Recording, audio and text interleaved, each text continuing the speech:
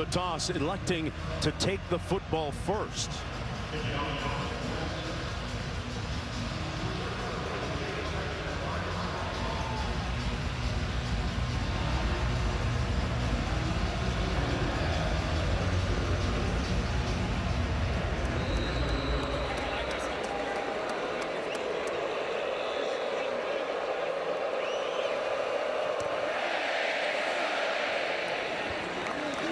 Jordan Anthony watches it go into the end zone out of bounds. It'll be 1st and 10 for quarterback Taylen Green from his own 25-yard line. He was white hot last week passing the football. He was 23 of 29, 5 touchdown passes against just 1 interception. Oh, and by the way, he ran for 79 yards as well. The guy is a big athletic quarterback listed at 6'6". There was some debate about whether or not that was true. He might be 6'8". Easily. But as you said, he is gaining confidence on a week in, week out basis. Last 3 games, over 70% completion percentage. We're going to go empty formation on 1st and 10. 10 pulls and completes the pass out to Jordan Anthony, and Anthony picks up a 1st down for the Razorbacks. Anthony had a touchdown reception last week, his only catch, going for 17 yards. This one goes for 18. They move the sticks. Out to the 43-yard line. Andrew Armstrong, number 2, is split wide to the bottom of your screen. He's their leading receiver. They're going to hand it off to DeBinion. Tries to move the pile a little bit. Gains maybe 2 yards on the play. Interesting to note that Jaquindon Jackson is not available today because of an injury. How does that impact the Razorbacks? Well, depth at the running back position certainly is impacted. He has such a great knowledge of the offense that you take a step back from that standpoint. But Braylon Russell, the freshman, had 175 yards rushing in his place last week. Oz goes in motion. They run it back to the right side of that offensive line. DeBinion again falls down forward to about the 49-yard line, picked up 4, makes it a 3rd down. Here's a look at what Russell looked like in pregame. Russell had that long run last week in that win against Mississippi State, and he is slapped together pretty well. That's a true freshman. Like, come on, man. He's grown. He is a grown man, but these are situations we got to protect Taylen Green. On 3rd and 4, Green, he can hurt you with his legs, has 1 man to beat. There's a flag down in the backfield, pass complete for the 1st down at the 42 to Armstrong. Let's see if this pass and catch stands, though. A flag back at the 44. Holding, offense number 72, 10-yard penalty, repeat 3rd down. That's going to go against Joshua Braun. So they'll play it again, 3rd down coming up. It's going to come against Walter Nolan, who's going to loop all the way around. But as he comes around, you get that grab on the right shoulder pad and pull down. The officials see everything. Okay, man, that's why you got. It was a brief moment. We got a bunch of them on the field. Yep. Braylon Russell in the backfield now on 3rd down and 14. Green under duress and falls forward. He's going to be sacked back at the 35. Remember, this Rebels defense had 10 sacks last week. There's their 1st, a loss of 4 yards on the play. Yeah, there's going to be pressure up the middle, and once again, it's big number 2, Walter Nolan, who causes it. For Arkansas, he gets pushed into the backfield, 14 is 46. He doesn't actually get the sack. Maybe they'll give him credit for it, but he pushes the offensive line right into the lap of Taylen Green. And they talked about how important the middle of that offensive line is to Green's success, keeping that clean. But Walter Nolan has been super impactful in the 1st drive so far. Devin Bale into punt. Averaging almost 49 yards per on the season. Micah Davis is back at his own 20-yard line to receive this punt. A low spiraling punt returnable by Micah Davis. Made a nice move and picked up about 7 yards on the punt return after that 48-yard boot. And that brings out Jackson Dart at quarterback, the starting quarterback, completing almost, well, a little over 70% of his passes on the season. Has 15 touchdown tosses against 3 interceptions, 1 more win, and he will become the winningest quarterback in school history. He's been such a leader. His toughness is something that this Ole Miss team thrives on. His ability to run this up-tempo offense is going to be on full display here today. And interesting, Roddy, no Trey Harris at wide receiver on first down. Watkins in motion to the bottom of your screen. Dart to the wide side of the field. Pass caught at the 36. Juice Wells still on his feet. And all the way out to the 48-yard line. Jackson Dart threw one right here for 24 yards, Roddy. Well, Juice Wells, just physical at the top of the route, sort of nudges Jaheim Singletary by, comes back and makes the catch. Right in motion, the big tight end. He catches the pass, and he is a behemoth. Tough to bring down. Singletary does. Iquan Wright goes 255 pounds. Those tight ends have figured prominently in the absence of Trey Harris. Picked up 4.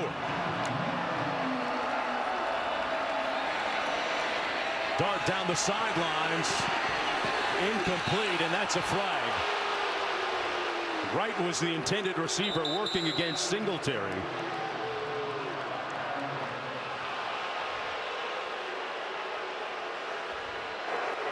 Pass interference, defense number 15. 15-yard penalty from the previous spot. Includes an automatic first down. You can see he gets handsy with the tight end who's split out at receiver. Tugs on the back of that jersey. And the officials see that, the flag's going to come out. But it's the second shot that they've taken at Jaheim Singletary. And the one underneath pass, they threw it to that side. You wonder, had they seen something? As Singletary sits down after the first couple plays. There's no play on the ball as well. On first down, Dart eludes a tackler and falls forward to the 30-yard line. Picks up 4 on the play. Jackson Dart last week ran 8 times for 24 yards. Transfer from USC back up at the line of scrimmage. This offense will move with brevity. They keep it between the tackles. That's Henry Parrish Jr. An offense, Roddy, that only averages 3.4 yards per carry. How problematic is that, if at all? It is. Without Trey Harris, it certainly is more problematic. But here on 3rd and shorts, Ole Miss is typically a very good third down run offense. Has not been quite as good this year. Wells in motion. Dart's going to keep it himself on a predetermined quarterback run. Good enough, more than good enough, for the first down inside the 20 at the 19. An 8-yard gain for Jackson Dart, right back to the line of scrimmage.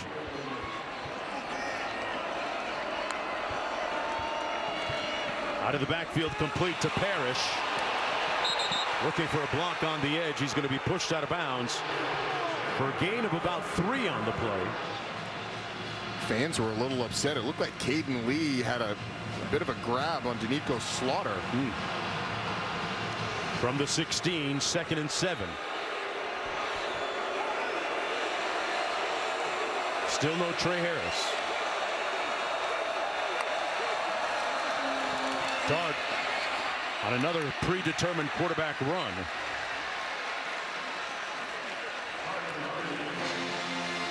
Three-yard gain on the play. 3rd down and 4.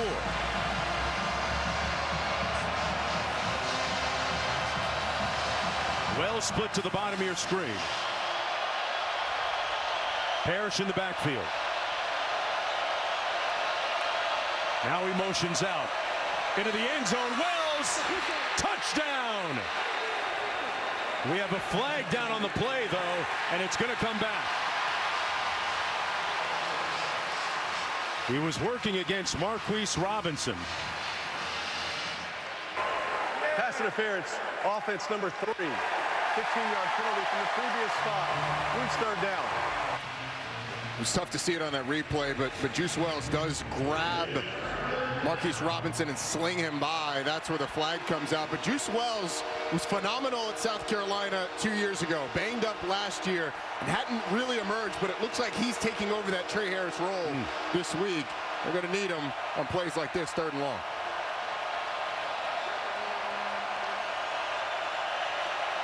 $19 to go. Parrish motions out of the backfield, and they're going to blow this one dead.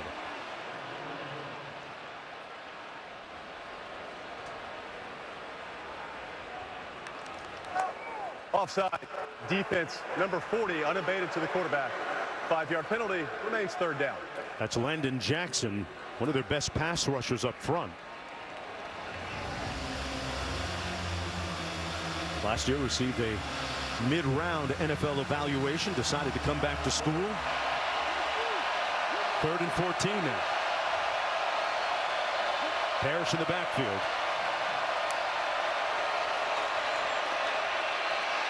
Dart complete. Wells at the 10. Falls forward. It's going to be a little bit short of that 1st down. Jackson and Johnson making the tackle. The offense still in the field. Tempo offense. They're going to go for it. Parrish will pick up the 1st down and then some. It'll be 1st and goal. What a play by Juice Wells, though, on that 3rd down catch. Makes the guy miss, dives up the field. Lane Kiffin loves it. He's as aggressive as anybody on these 4th downs, and they get it. Parrish again. Down inside the 5 to the 4. Robinson making the tackle. The corner coming up in run support. A 3-yard gain. One of the things about this tempo is this Arkansas defense has not had a chance to substitute. These guys, hands on hips, they got to be tired. 11th play of the drive. Parrish stuffed right at the 5-yard line by Cameron Ball. Been playing some inspired football the last several weeks. And another 3rd down, another opportunity for this Arkansas defense to try and get off the field. Finally, they get a chance to sub, get some reinforcements in there. 13th play of the drive. Dart under heat. Complete, but short of the end zone. Big time hit by Jaden Johnson on Wright, who made the catch. And when you hit a 255-pound tight end, Feels the catch short of the goal line, 4th down. Take another look. And Ole Miss looks like they're going to go for it again, but the key here, where is the ball when that foot hits the pylon? Looks like it's not in the end zone. Dart hands it off, and he's going to be stuffed. Bentley won't make it. And the Razorback defense responds.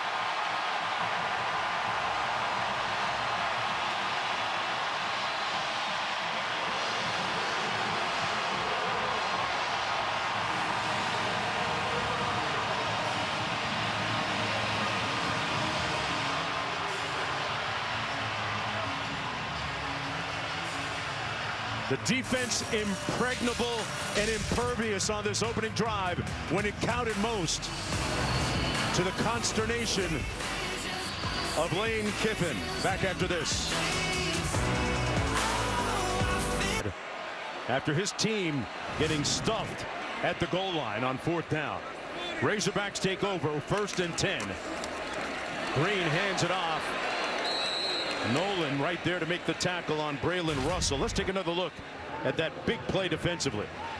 It's just a nice job of Danico Slaughter shooting into the backfield and being able to stop the momentum of the running back. This Ole Miss running back crew is not a big crew. Lane Kiffin not excited or frustrated by the fact that he didn't get the timeout granted, but he was doing it from the 25. There wasn't a lot of urgency there.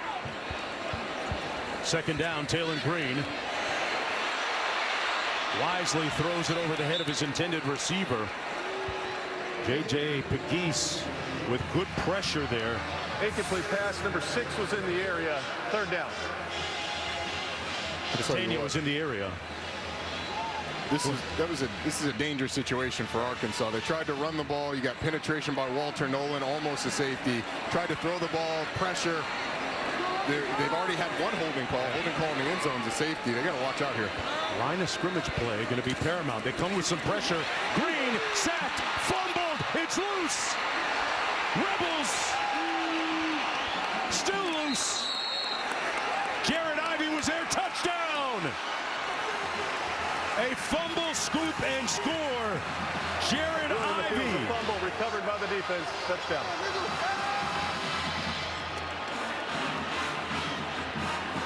An egregious error in the end zone, costing Arkansas.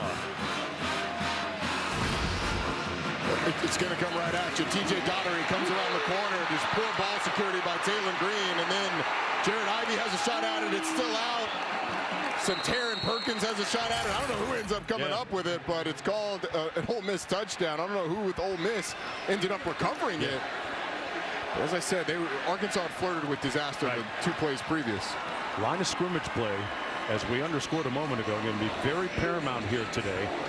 It's the Louis Vuitton defensive line of the Rebels against the Walmart offensive line of Arkansas.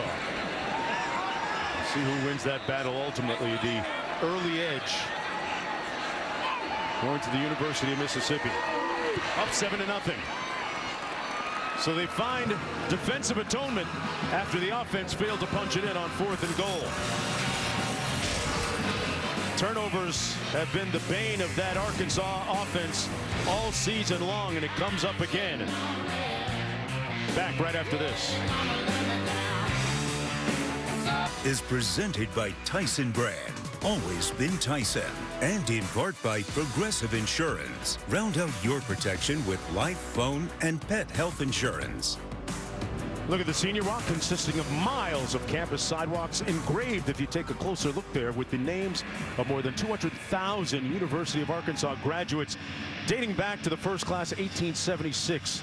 It's the university's longest tradition, and these two squads on the field, well, different philosophies when it comes to portal usage. We'll talk about that in just a moment here.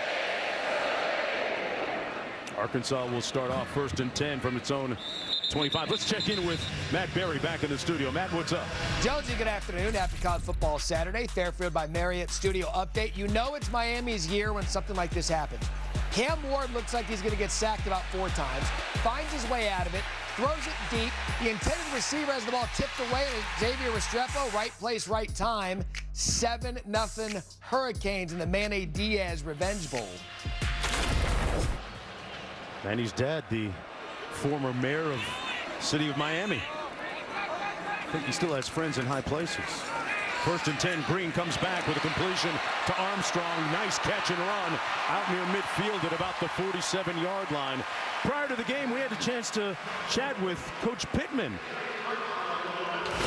We don't have the money that a lot of the schools do. Now we're getting ready to get it in revenue sharing.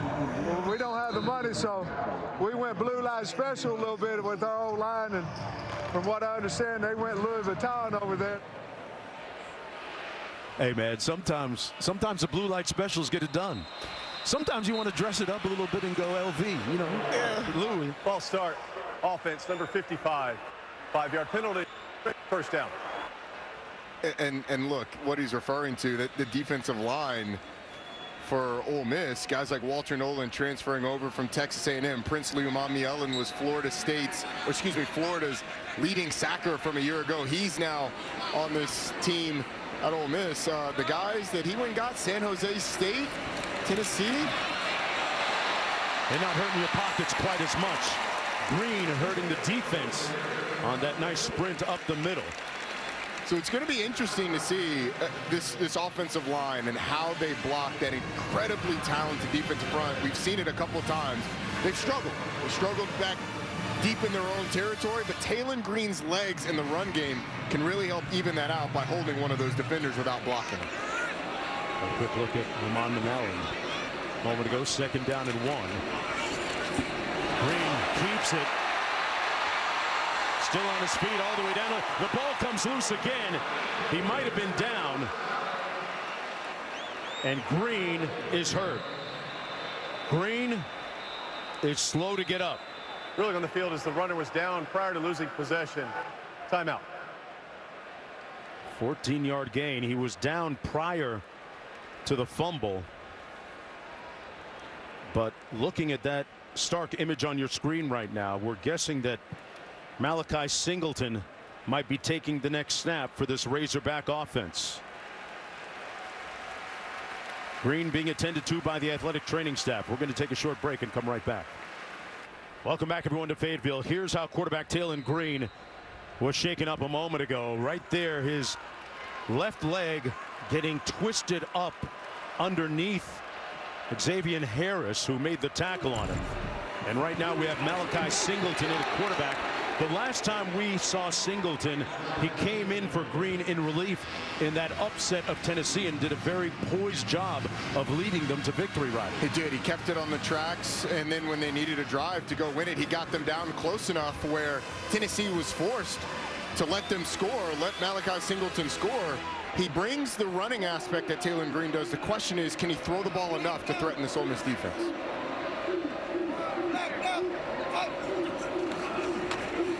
Singleton hands it off, nowhere to go this time for DeBinion. Set up third down and very long to go on the loss of 6. Roddy, in the big picture, how big a piece is Green offensively? They need to get points against this high-scoring Rebel squad. It's huge. It's one of the best defensive lines and defenses in the country, and if you're one-dimensional, just being able to run the football, then they can just tee off with that and devote extra bodies to it. Taylen Green completed over 70% of his passes the last 3 games. Can Malachi Singleton do that? Singleton under pressure on the screen, gets it off to DeBinion, and nowhere to go for him. Brought down immediately by Chris Paul Jr. for a 1-yard gain, and it's 4th down on the fringes of field goal range. Singleton staying on the field. So it's going to be a screen pass, and DeBinion kind of slips. Pause it right here, guys. This is going to be a block that's well executed, and if he goes outside, he may get the first down. But he slips, tries to go inside the block, and gets tackled for a minimal gain. I mean, that was a great play call by Bobby Petrino and well executed.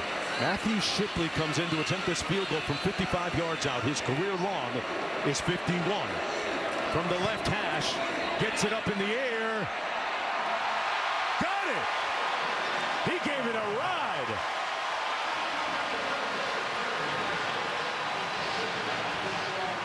Those points feel extremely larger than the actual 3 they get for it, Roddy. Your quarterback goes down, and it feels like all is lost in some ways. You're trying to just steady the ship. You have a negative play, get in field goal range just barely, and Sam Pittman relieved to get points on the board. A career-long 55-yarder for Matthew Shipley with 3:19 to go in the opening quarter.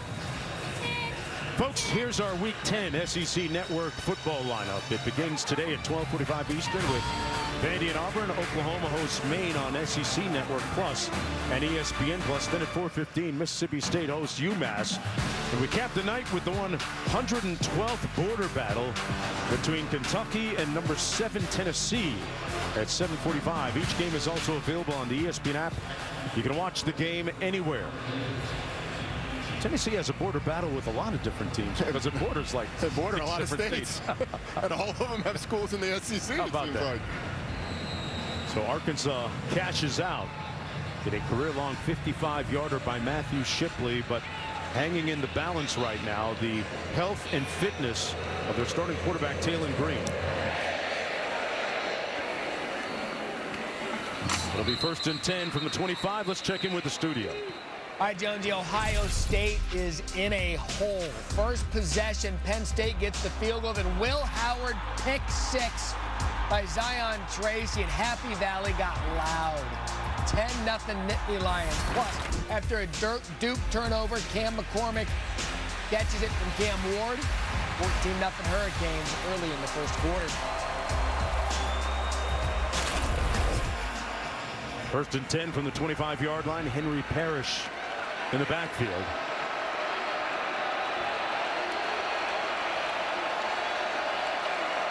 Rebels' only touchdown has come on a scoop and score in the end zone on a fumble. They are working the middle of the field with Daquan Wright, the tight end, much like they did last week. Larry Worth III making the tackle, but a 1st and 10. 16-yard gain. They ran that little tight end delay about as many times, as many different ways as you could a week ago. They're a fake pitch, and Daquan Wright sneaks up the seam. Jackson Dart is 6 for 6 for 64 yards so far.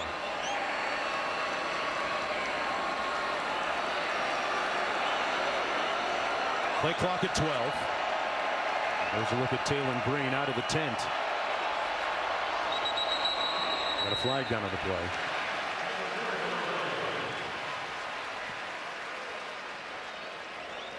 Ball start. Offense number 52. 5-yard penalty. Remains first down.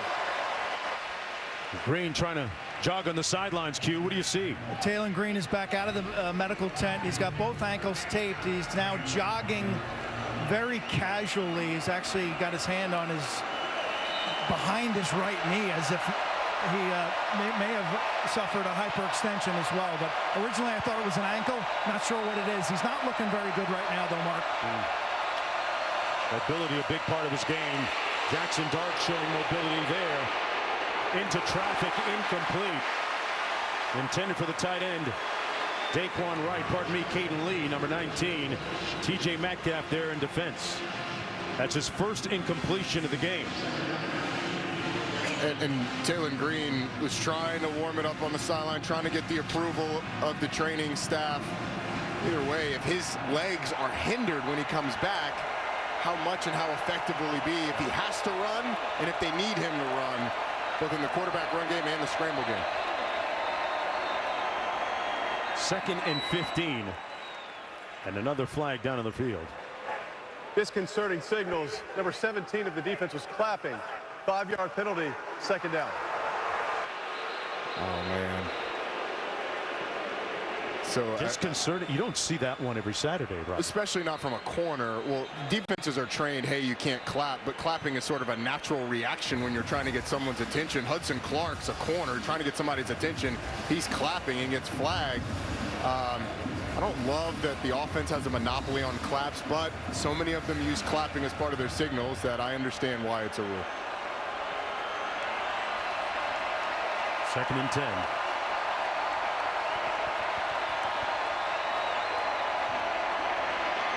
Out of the backfield, complete. Parrish makes the catch. A spirited run is going to come up 3 yards shy for the first down. You know, a big part of Taylen Green's DNA, you see it there, Philippians. Looks like 4'8". He was talking about Philippians 4'13" a little bit earlier. And that is going to be short of the first down. A man that is steeped in his faith with his family. Regularly. Looks like Ole Miss is going to go for it again. J.J. Pegues, the big defensive tackle and short yardage back in the ball game. Arkansas matches with a sub of their own. Will this just be power football to the big fella here?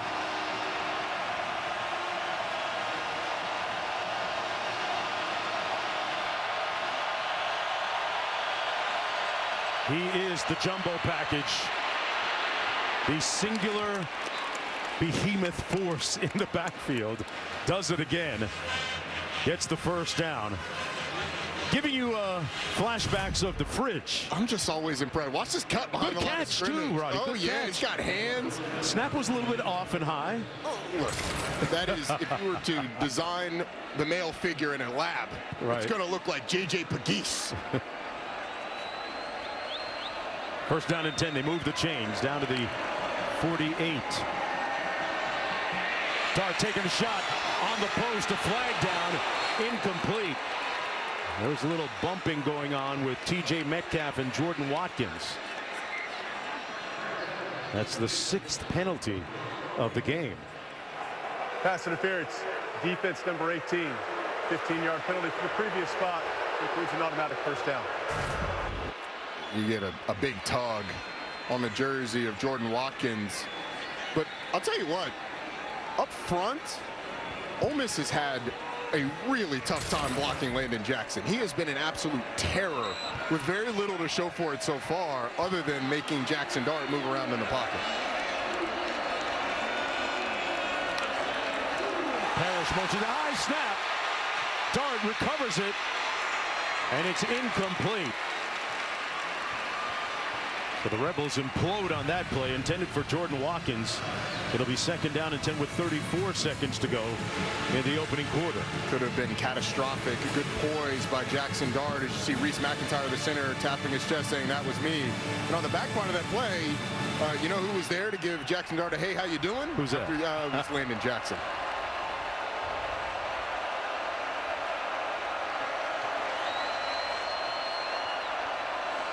Watkins out to the top of your screen.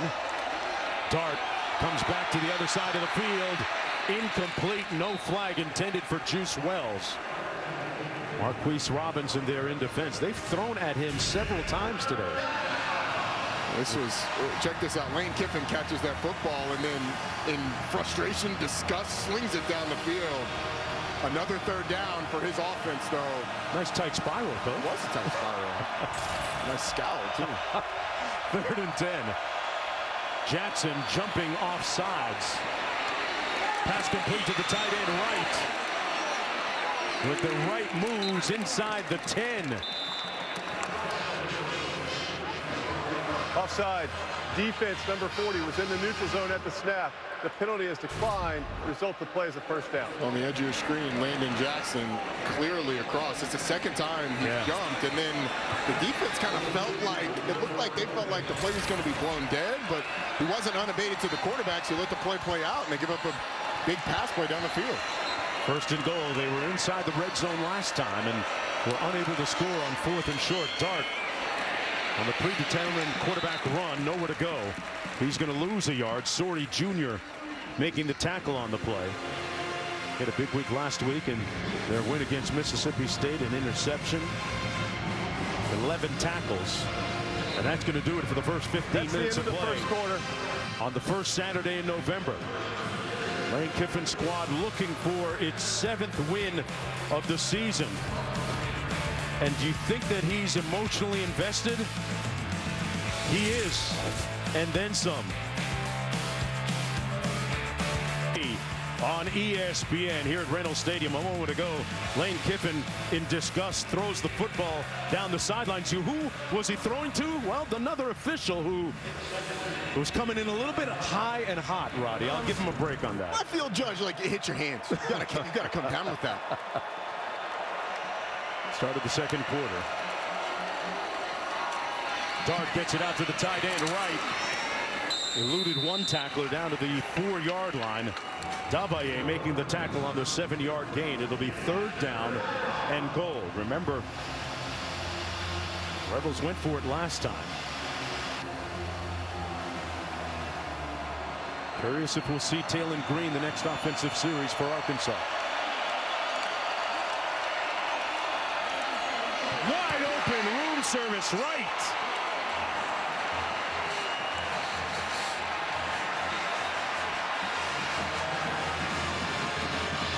They made that one look extremely easy. Wonderful design. We have a flag down on the play.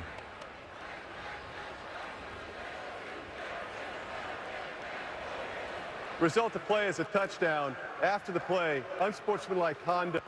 Offense number 8. The 15-yard penalty will be enforced on the kickoff. That is number 8's first unsportsmanlike for the game. The try will be from the 3. Let's bring in our rules analyst, Matt Austin. Tell us about this penalty, Matt. Well, it falls under the taunting / unsportsmanlike conduct acts. I mean, they're letting you do a lot more things with the ball. You can spin it, you can toss it to the ground, but throwing it that high into the air is calling attention to yourself. That's going to draw a flag every time. Oh boy. Thanks, Matt. Cannot throw a ball to the moon. I'll mark that one down. I guess it went too high, Rod. Look, I don't know what the... He went over the height limit. I don't know what the height limit is, but he did go over it. That thing was almost out of the stadium. He threw it so high. And this is a big Jared Ivey, who's on that field goal team, starting defensive end for Ole Miss. Yeah, his down on the field. Right leg in question there. He was rubbing his knee area. That's what we saw. Meanwhile, for Wright, that was his 2nd touchdown catch. First half, Jared Ivey able to walk off the field under his own power a moment ago. Meanwhile, we'll see which quarterback comes out for the Razorbacks on this ensuing possession. Will it be Taylon Green, who was injured previously, or Malachi Singleton, who took the snaps on the last drive? Jordan Anthony is back for the kick.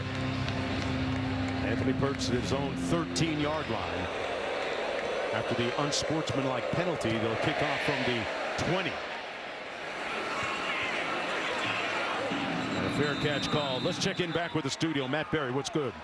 You know what, Jonesy, I've got your AT&T multi-view. It's keeping fans connected, as well as Jonesy and Roddy in the booth. Duke and Miami right now. Duke on the board 14-7. ABC, UTSA up on Memphis at the moment. Auburn and Vanderbilt just kicked off on SEC Network, and NC State having a good start against Stanford. All right, thanks a lot, Matt. Taylon Green back at quarterback for the Arkansas Razorbacks, the Boise State transfer. Had a lot of time on the sideline since he was last out there to work on him. Both ankles taped, looks like a knee sleeve on as well. 1st and 10. Green sacked. That pocket just collapsed on him. Harris got the sack. That's the 3rd one of the afternoon for the Rebels. Here's how Green was injured a little bit earlier on this run, picking up a 1st down, then got that left leg twisted up underneath on the tackle. Ball came loose. It wasn't ruled a fumble, but he limped to the sidelines. Singleton came in on the next series. And Roddy, he didn't move that well in the pocket that time. He hands it off on this down, and nowhere to go for Braylon Russell. Daugherty making the tackle. And it's quickly 3rd and long on the loss of 5. So the Louis Vuitton defensive line having the edge on the blue light special offensive line. The biggest fear for Arkansas was that you weren't going to be able to block Ole Miss's defensive front, and it's come true. Yeah. And then you flip to the defensive side, and they haven't really stopped Ole Miss either. I mean, they're 3rd and forever. Tobinion in at tailback now. Green got it away complete. Satania with his 1st reception of the afternoon. A pickup of 5, but way too short of the 1st down, and a quick 3 and out for the Razorbacks. They've been penalized more yards than they've picked up offensively, and Bobby Petrino trying to find the right button to press between himself and his quarterback. Petrino was instrumental in recruiting him out of the portal from Boise State. Taylon Green telling us yesterday in our meetings with him that Petrino called him at 7 a.m. the day after he entered the transfer portal, and then made an ensuing trip up to Boise, Idaho to visit with him. Green from the Dallas area, playing much closer to home now. Delay game. Kick. 5-yard penalty. Remains 4th down.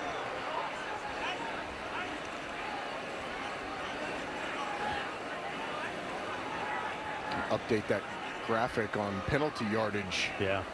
Another 5 yards. Number frustrating 14 for on the Arkansas punt. is now 46. Either way,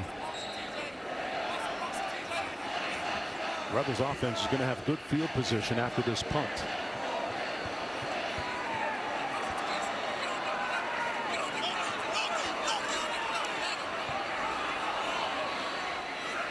Bale punting from his own 3. Davis watches it bounce. And it'll be 1st and 10 from the 38-yard line. Well, it's almost time for the first college football playoff rankings release. Folks, Tuesday, November 5th on ESPN, we have the College Football Playoff Top 25 show presented by Allstate as we get ready for the release. Roddy, what are your predictions for the college football rankings? So this is how I think it's going to play out by the end of the year. And the big difference that I have and what you'll see now is the conference champions. I think Clemson beats Miami in a conference championship, so they end up at the 3 seed. Okay. I think Kansas State's the best team in the Big 12 right now, and a rematch against BYU potentially would put them at the 4 seed. And then you get chaos after that. I think BYU would still get in. Miami still gets in despite losing in their championships games. They would square off in the 10-7 matchup. Texas A&M has built a pretty good resume, even if they lose to Texas at the end of the year. I think both of those teams get in. And Notre Dame, despite having the worst loss in the country at home to Northern Illinois, if they're 11-1, then they certainly get in as well. But that leaves out, it makes really tough decisions with teams like Tennessee, who could be a 2-loss team at the end of the year. This Ole Miss team potentially could be a 2-loss team. They're able to win today and then next week against Georgia, so it's going to be really tough. Fans, don't forget to go to ESPN.com/All-State Playoff Predictor to check out your team's chances to make the college football playoff. Dart, downfield, one-on-one coverage, caught, run, score, touchdown Watkins.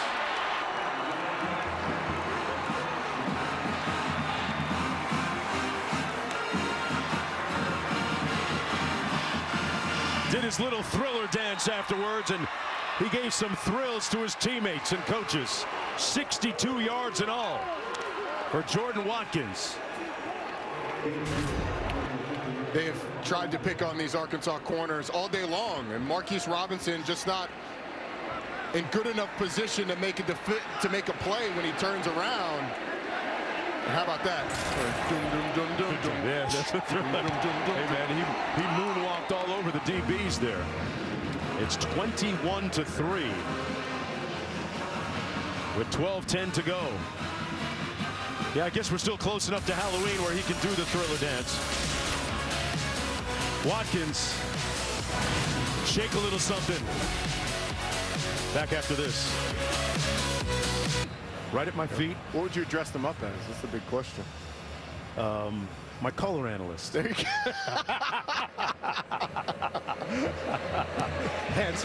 handsome dog. Let's take a look at the defensive pressure that has been a big part of the game.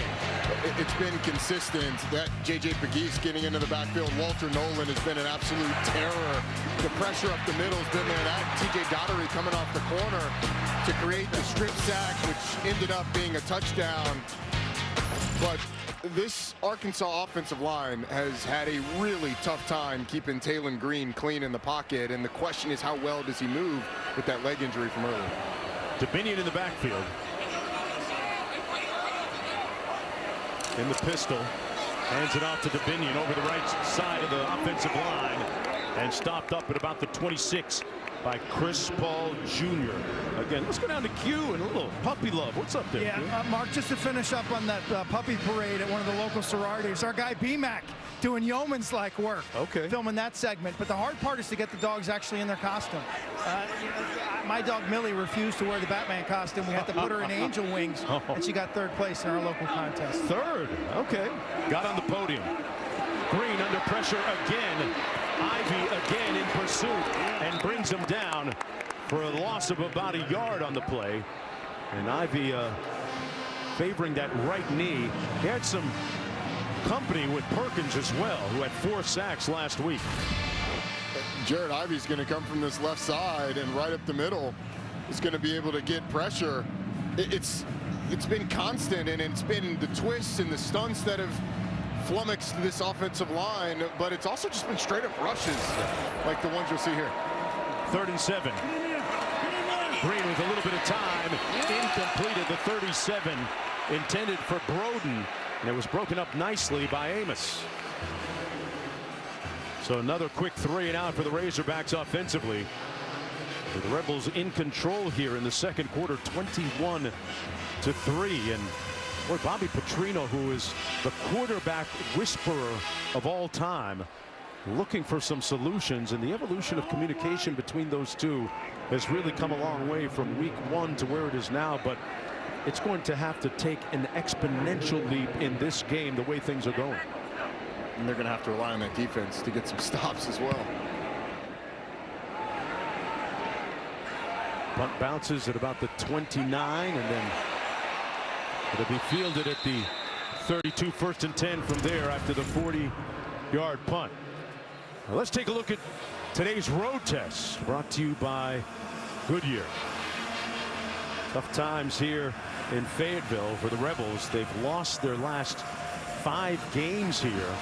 This is the 71st meeting overall between these two teams, and Arkansas won a couple of years ago, 42-27.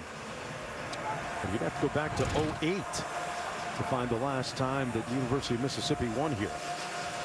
1st down and 10 from the 32. Ulysses Bentley the fourth.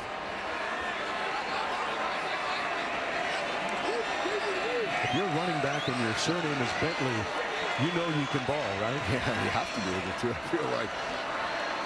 Out of Houston, Texas. Another one of those portal players out of SMU. Gets the call here.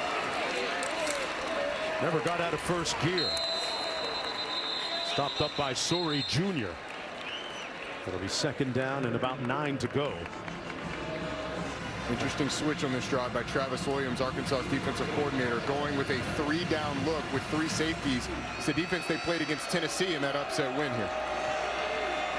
Dart has thrown touchdown passes on his last 2 passes. Second and 8. Downfield again. Got a man behind the secondary. Caught. Touchdown. Watkins again. His last 3 passes have been for touchdowns.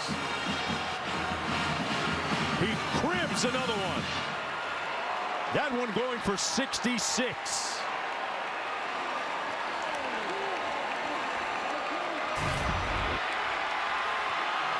They get Jordan Watkins on the safety. Jaden Johnson just runs right by him. So great delivery by Jackson Dart.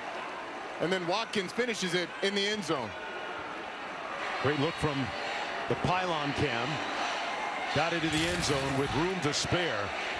And the lead ballooning to 24 points. Had a chance to ask him a little bit earlier this week in our meetings with him.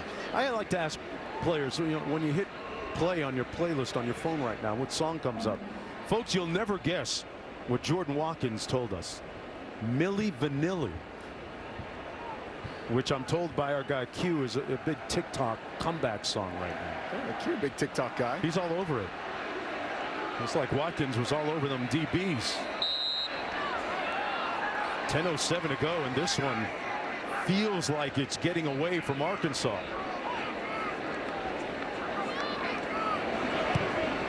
28-3 for the Rebels. Got a flag down on the extra point. Remember how upset Jackson Dart was when his team didn't make it on 4th and goal? Yeah. Holding, kicking team number 51. 10-yard penalty, repeat the try. They're going to repeat the try. Well, the look etched on his countenance right now has totally transformed to something different. Very pleased with his teammates and the play calling and, of course, the result. He's played great early in this game. He hasn't needed to do it with his legs a lot, but did have a big conversion. And then that guy, Jordan Watkins, a guy who told us he's from Louisville, Kentucky, went to Louisville initially. When he decided to transfer, he said, look, I'm a big mama's boy. Yeah. My mama tried to talk me out of transfer. He came clean. Mississippi, he did. Mama's got to be proud of him here. Paula Baker watching at home. Loving what she's seeing right now.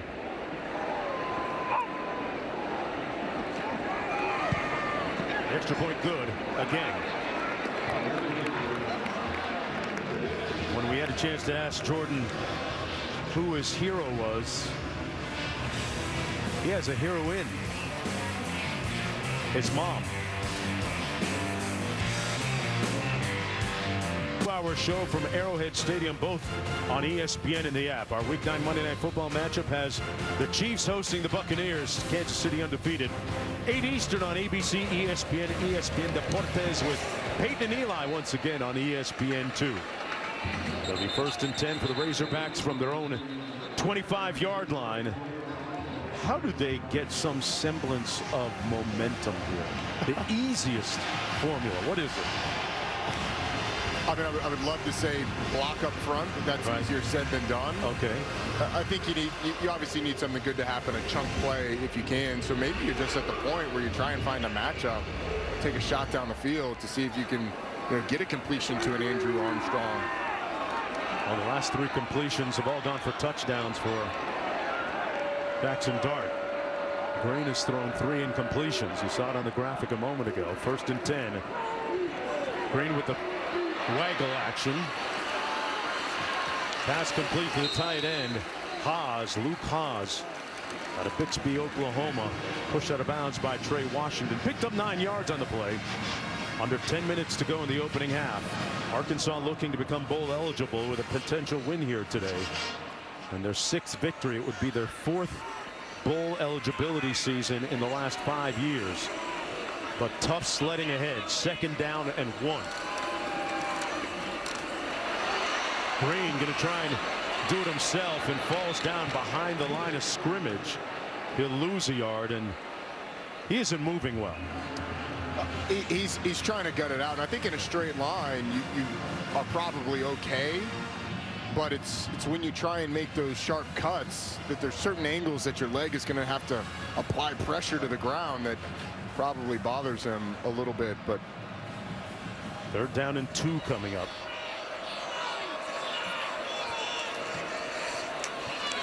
Hands it off, and they're going to pick up the 1st down. A spirited run by Rashad Dubinion.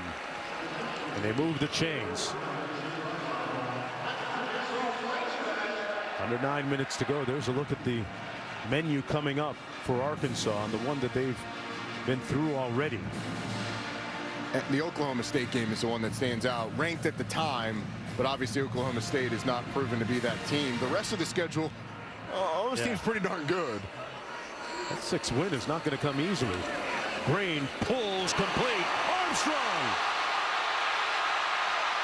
finally brought down to the 20-yard line. And the biggest play of the day for the Razorbacks gives them 1st and 10 in the red zone. A 43-yard pickup. It's good catch and run by Andrew Armstrong. Really good timing on the delivery by Taylon Green. And then John Saunders, the safety, is going to try and punch it. Not once, not twice, but 3 times. Good ball security by Andrew Armstrong down the field. Satania in motion. Dubinion in the backfield. He gets the call. Broke free once, but hit the 2nd time by Chris Paul Jr., a.k.a. Pooh. And this is really good on both sides. John Saunders coming in, punches once, tries to get it again. You get the shoulder protecting it. That ball got a little loose towards the end, but it's a really good job by Andrew Armstrong of protecting the football. 5 points of pressure, and then eventually using the shoulder to protect it as well. 2nd down and 11 after the loss of 1. Green surveys, peruses, and pulls. Complete to the tight end. Haas again. Roddy, talk to me about what it looks like in a best case scenario for ball security. Yeah, so when you're running down the field, you want that ball secured to the body, high and tight. And as you're punching it, once I feel that the first couple times, now I'm going to roll over the football. So you're having to come through my shoulder to get to it. That's what Andrew Armstrong did a great job of. Come up here, though? Well, I've got it secured tight.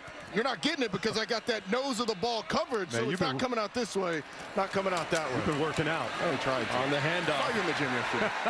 Hill inside the 10. That's Russell. Arkansas threatening right here on the gain of 5. 1st and goal now. Goes without saying that a score here would be huge in terms of catalyzing a potential comeback. From the 8. It's Russell. Cut it up inside instead of trying to get to the edge. And found Daughtry there along with Nolan. It'll be 2nd down and goal after the gain of 2.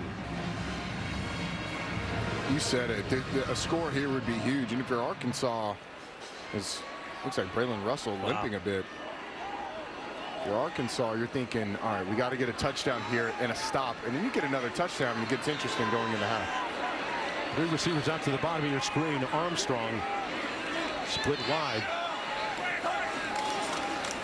They're going to run it. Dubinion, touchdown, Arkansas.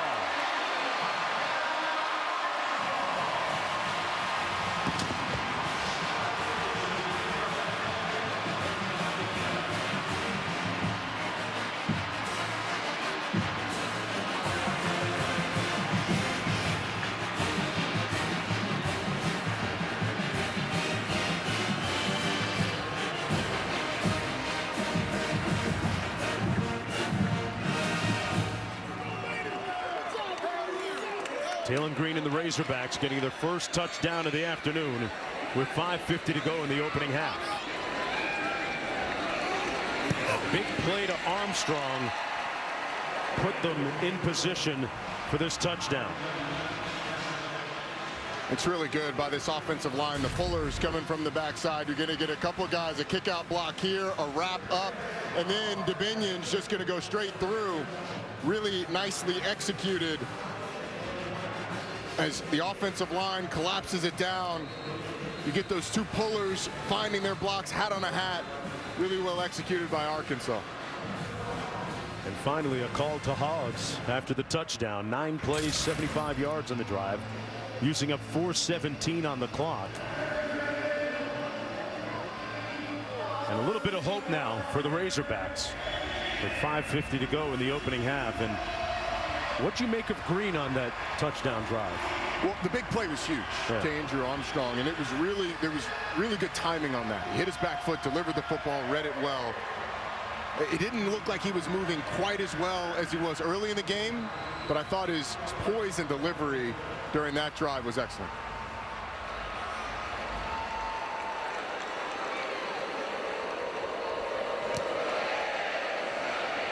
Davis back deep.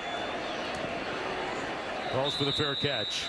And now let's take a look at this week's college football rankings, brought to you by Chick-fil-A. Oregon at Michigan 3:30, just like Georgia, Florida. That big get-together they get every year. That one on ABC. So Penn State trails Ohio State by 4. How about Duke? Wow. Giving Miami a game going down to South Florida. Manny Diaz return. The big question was, how was Duke going to score? That offense had stumbled a little bit, but I've got a situation here with this crowd getting back into it. That Hurricane defense has been a little bit porous at times this year. Oh, yeah. Under 6 minutes to go. Jackson Dart has thrown 3 touchdown passes in his last 3 passing attempts. He's going to keep it on the ground this time with Parrish. And met with force by Larry Worth and TJ Metcalf. 3-yard gain on the play. 2nd down and 7 coming up. So far, the quote-unquote lack of a big-time rush game hasn't hurt the Rebels in this one.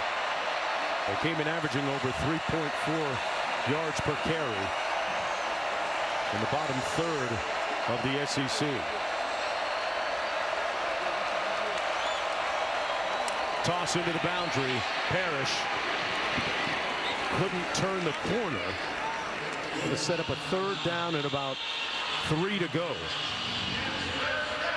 This is the 3rd time that we've seen Arkansas in person, and every time the offensive coordinator, the head coach for the opposing team, talked about how hard this defense plays for their coordinator, Travis Williams. The thing is, they're going to have to do that not only on plays like this, but down the stretch, as they've given up some massive plays in the pass game today.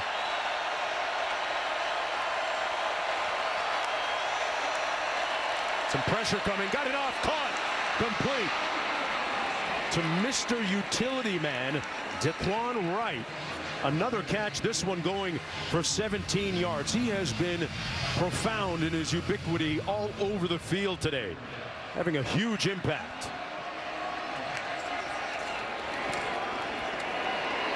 Parrish brought down for a loss of a yard on the play by Sorey Jr. We haven't mentioned the fact that Trey Harris hasn't played today. It's been a Daquan Wright and Juice Wells game until Jordan Watkins showed up with those 2 big touchdowns. Yeah. And Prescorn's been out too. And Prescorn hasn't. Yeah, we haven't seen Caden Prescorn.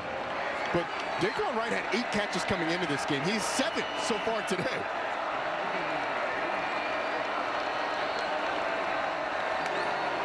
Second and 11, a little blitz coming. Dart got it away.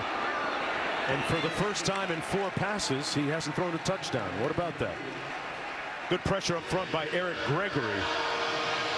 So it's 3rd down and 11. Let's look at Travis Williams, erstwhile linebacker at Auburn University, defensive coordinator presently for this Razorback squad. We mentioned his defense plays with tremendous effort.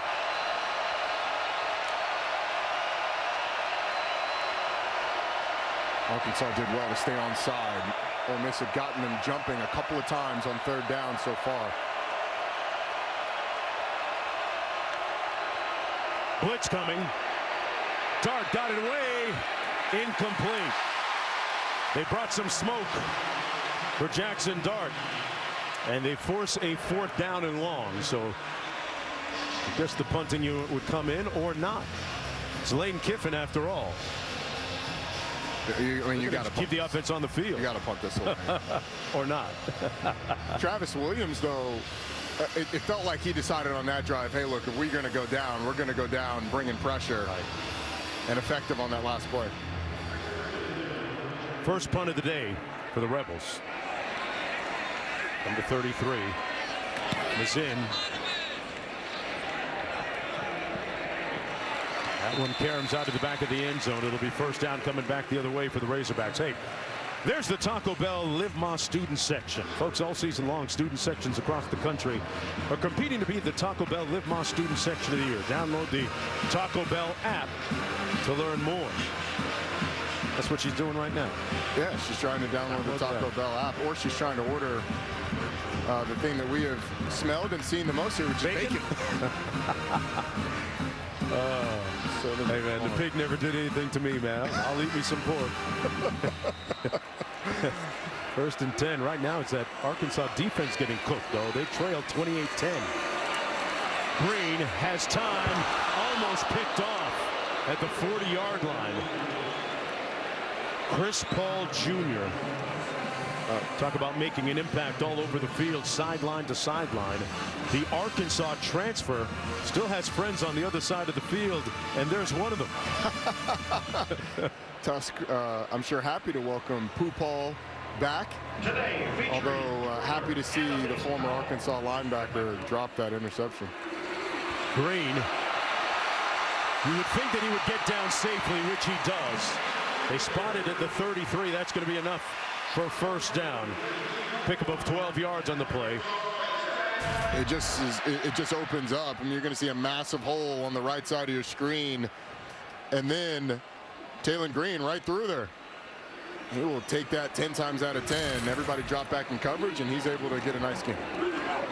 Green has a man complete to the tight end, Haas, and another first down on the University of Mississippi side of midfield. Moore making the tackle. And Arkansas and Taylen Green starting to find a little bit more momentum offensively. Taylen Green looking more in rhythm, with the exception of the should have been interception 2 plays ago. But Bobby Petrino has found something, and this offensive line has not allowed pressure the last couple of drives. Got their full 3 timeouts remaining. Into traffic for Armstrong, and they had some bracket coverage on him. They were all over him like the plastic on your grandma's couch, man. He had nowhere to go. And it was the plastic on grandma's couch is always sticky when you sit on it. You kind of peel yourself off. That's how that coverage was. Stuck all over Andrew Armstrong. It only came off when company came over. Yeah. 2nd and 10. Armstrong had that big catch on that last touchdown drive. On the screen pass, complete to DeBinion. Got a blocker out in front and put his hat down and lowered the boom. Another first down for the Hogs. They had this play earlier on a 3rd down, and DeBinion cut inside. This time he cuts outside, and it's going to take us down to the 2-minute timeout. But Arkansas, a little bit of momentum now. It doesn't feel like in the stadium they're down 18. Time out of the field with 2 minutes to go in the half. We'll be right back. Guys battling back against Penn State. We've got a good one, plus the Canes in a tight one against Duke. And Clemson's air show on display tonight. Dan Mullen, Joey Galloway join me coming up at the half. All right, thanks a lot. Back here, Taylen Green has completed 5 of his last 7 passes. 1st and 10 from the 34. Green. Wow, Haas hung on to it. Pardon me, Tesla hung on to it, and he took a knock. You know who that reminded me of? Reminded me of those old Patriots slot receivers. Tough window, took a hit when you catch the ball, like a Welker or Julian Edelman, like that sort of toughness that you see. Gotta love that. 1st and 10. There's the backside pressure, a sack on the play. Uman Manellen. And Green Arkansas has called timeout. Their first of the half. comes up hobbling. 30 seconds in length. Please reset the game clock to 1 minute 38 seconds. I mean, Princely Uman Manellen just runs right by Fernando Carmona, the left tackle. Taylen Green coming up limping. Uman Manellen had 2 sacks last week for the Rebels. They totaled 10 in that victory against the Sooners. That's the 4th one for their defense today. And in SEC play, you see Taylen Green trying to run it off a little bit. In SEC play, the only team that Ole Miss couldn't get sacks against was LSU, and they had pressure on Garrett Nussmeier. That excellent LSU offensive line did a nice job of at least containing where that pressure came from. But everybody else, 10 sacks against Oklahoma, 6 against South Carolina, 5 against Kentucky. They get after the quarterback against everybody.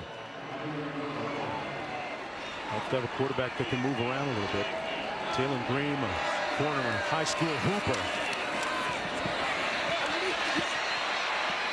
Pass complete. Tesla again. Down to the 22-yard line. Green did tell us that he likes to play on the edges when he's hooping. Doesn't like to get down on the block too much. It's like you. 6'8", yeah. Hey. Leave that other stuff with the big guys, man. Perimeter guy. I'll take my threes out there, outside, and deliver from deep, just like Green's trying to do right now. 3rd and 9.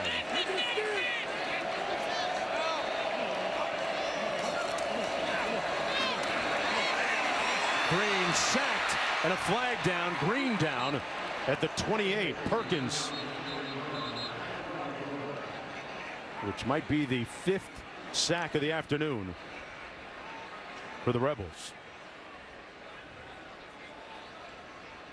Every time Taylen Green takes a sack, I mean, he's getting up, limping around, trying to grit it out. See what this flag is all about. Holding, offense number 55. The penalty is declined. Result of play, 3rd down. It's going to be right here is where that Correction, penalty 4th down. is going to come. Ole Miss has called timeout. Just slings him down as Uman Manellen was working that spin move back to the inside. Carmona, the transfer from the San Jose State Spartans. 4th and 14 coming up. 1:23 to go in the opening half. Time now for today's weekend lineup, brought to you by Wendy's Saucy Nugs. A lot of sauce on that screen right now. A lot of sauce on that screen. That Clemson-Louisville game tonight, and Texas A&M going to South Carolina. Those are interesting games where Louisville scored a ton against Miami. I think that Clemson defense better than what you saw from the Hurricanes. But Texas A&M on the road at Williams-Brice. Marcel Reed likely to start at quarterback. They have that comeback win a week ago. What a bounce back for them since the start of the season, right? The opening game loss. Matthew Shipley is going to attempt this field goal from 45. He made one earlier from 55, which is a career long. This one from 45. And he missed it, pushed it off to the left with 1:18 to go in the first half. Here on the first Saturday in November. We take a little bit of inventory. Here's what it looks like in the ACC. 4 undefeateds. The Big 12, BYU, Iowa State. What's the most surprising thing to you? It's got to be Indiana undefeated, okay. BYU undefeated, SMU undefeated, Texas A&M undefeated. There's one in every conference where if you'd have predicted it preseason, people might have checked you for your mental stability. Right. Exactly. I think that the way it's coming down, there's so many undefeated and one-loss teams that we're going to get some craziness when it comes to these final college football playoff rankings. Tiebreakers are going to be really interesting when you don't actually play head-to-head against an opponent in your conference. That pass complete to Caden Lee, native of Kennesaw, Georgia. 18-yard pickup on the play.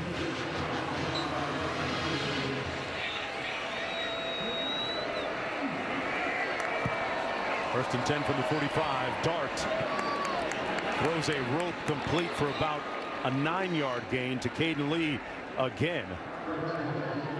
Rebels have 2 timeouts remaining. At the very least, they're perhaps thinking about putting another field goal on the board. 2nd and 1. Dart is going to do the self-checkout line, and somebody lost their hat. It was Dart.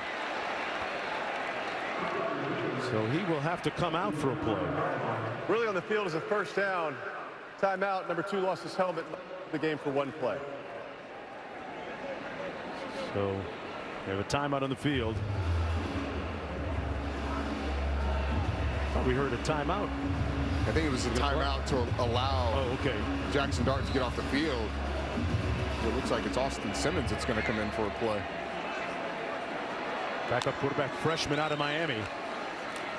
Hands it off to Parrish. And Parrish brought down by Cameron Ball. Matt, we don't see that often. Tell me about the interpretation of that rule, that timeout. Ole Miss is called a 30-second timeout. Well, they stop the clock. Anytime a helmet comes off, they stop the clock. Plus, they got a first down anyway, so the clock was going to stop anyways. Player has to go out for safety purposes. They bring their substitute in. They could have used a timeout to keep him in the game had they wanted to. Right. It was not. It was not a 10-second subtraction because they did gain the first down. So. A lot of things going on at once. They could have called it. So Matt, they could have called a timeout to keep him in the game at the time, bring him back in. That's correct. Okay. All right, so 2nd and 7 coming up. Our rules analyst Matt Austin joining us today.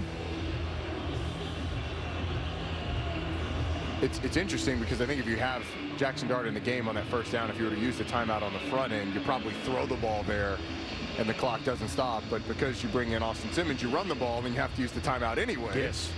To stop the clock after the run. So Dart, with 1 more win, will become the winningest quarterback in school history.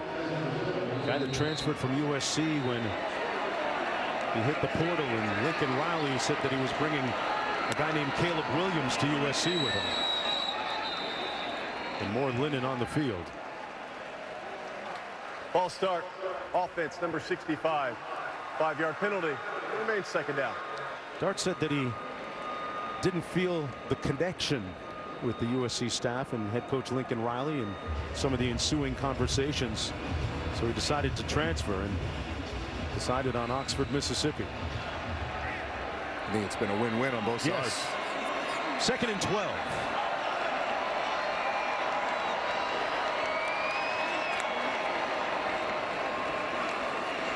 Goes through his progression. Caught at the 25 and still on his feet. Jordan Watkins is putting some money on tape today, Roddy. What a day.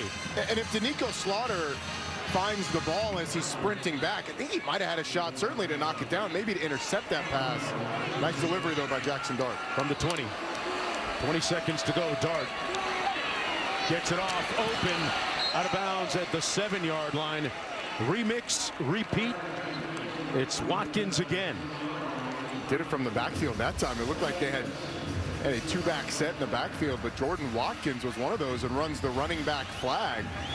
They don't pick him up, and now Ole Miss inside the 10. 169 yards receiving for Watkins. Wright is lined up as the inside receiver to the left of Dart on 1st and goal. Play clock down to 5.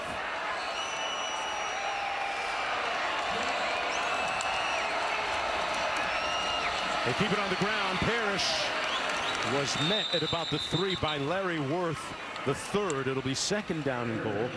The clock at 10 seconds, and oh boy, Parrish writhing in pain. Ole Miss has called their 3rd and final timeout. It's 30 seconds in length. Please reset the game clock to 11 seconds. 0-1-1. Thank you. Running back depth for this Ole Miss team already somewhat thin. Matt Jones has missed the last few games. Have not seen him in this game yet. Main concern right now is for the health of Henry Parrish. For a team that's already struggling in the running game, averaging just 3.4 yards per carry in conference play,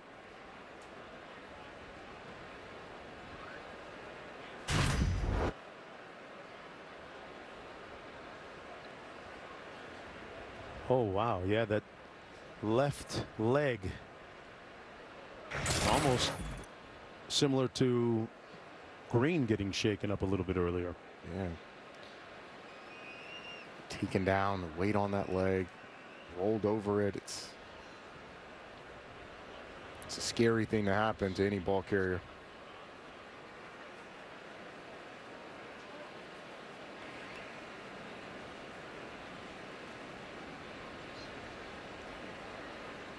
Boy, a real pall of silence here at Reynolds Stadium.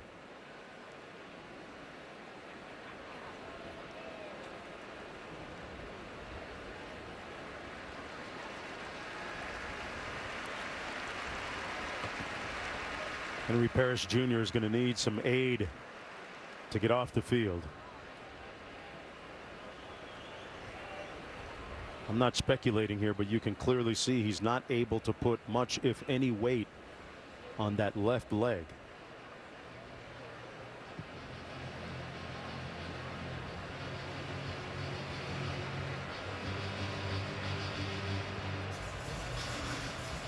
So for a squad that came into the afternoon with a litany of infirmed players, the list growing here by one more. We haven't seen Prieskorn today. We haven't seen Trey Harris today. Two key cogs offensively for the Rebels. Roddy, what's it like when you see one of your teammates go out like that? What's that next play like? What's going through your mind? It's tough to refocus. It really is. But in such a crucial situation, that snaps it back. And the thing that you've seen now with the transfer portal is depth with a lot of these teams, especially at the top of these conferences, has been eroded. We'll get into that a little bit more in the second half. But for Ole Miss, now you've got 11 seconds with the ball on the 4. You've got time to run a second down and third down play. If they're quick, thing you can't do is get tackled short of the goal line. You've got no timeouts. Can't get tackled short of the goal line in the field of play, and you can't take a sack. But you've got enough time to run 2 plays and then potentially kick a field goal if they're quick. Dominic Thomas comes in place of Parrish.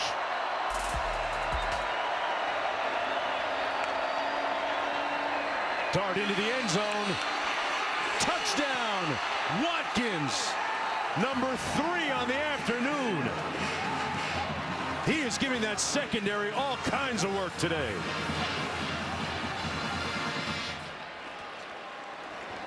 Jordan Watkins is eating, feasting.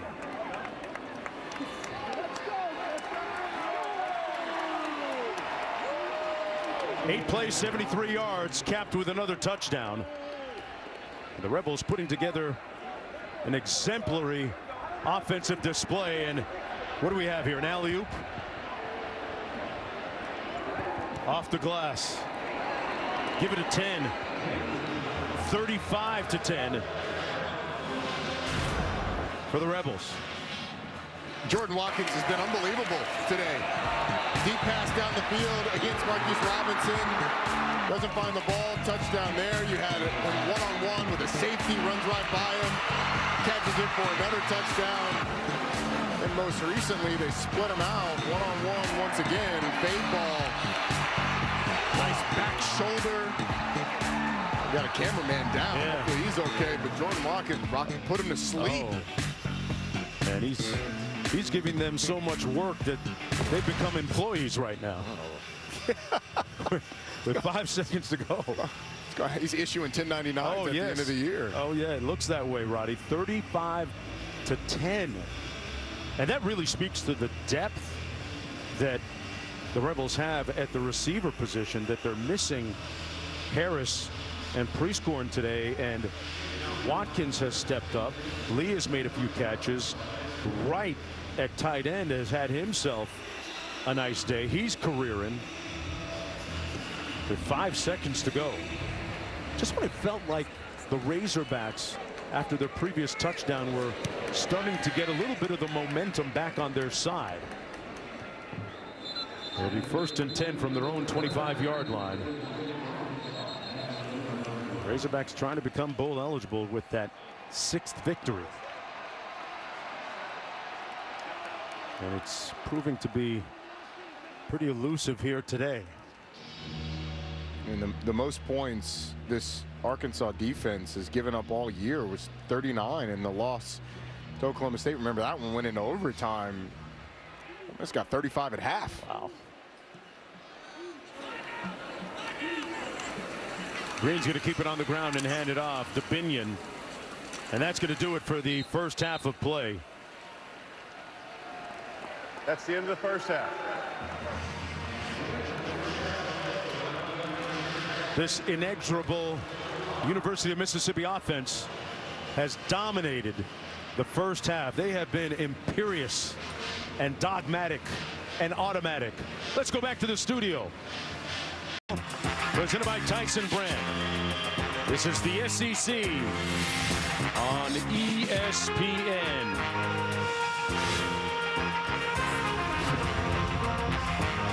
Ready to kick here for the start of the third quarter at Donald W. Reynolds Razorback Stadium.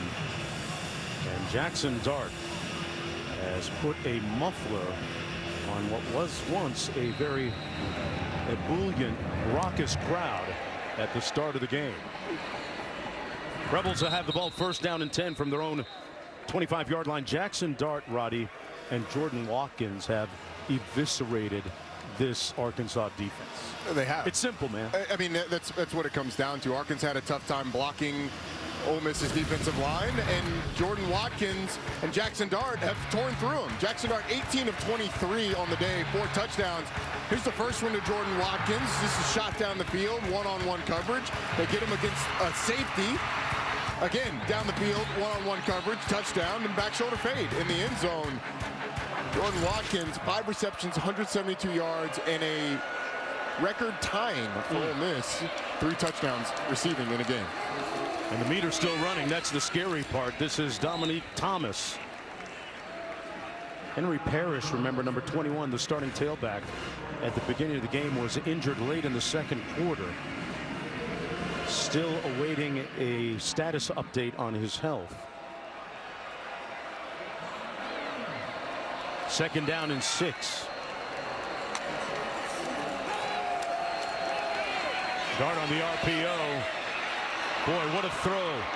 Over the linebacker before the DB and all the way down to the 38-yard line to Caden Lee as we check in with Q.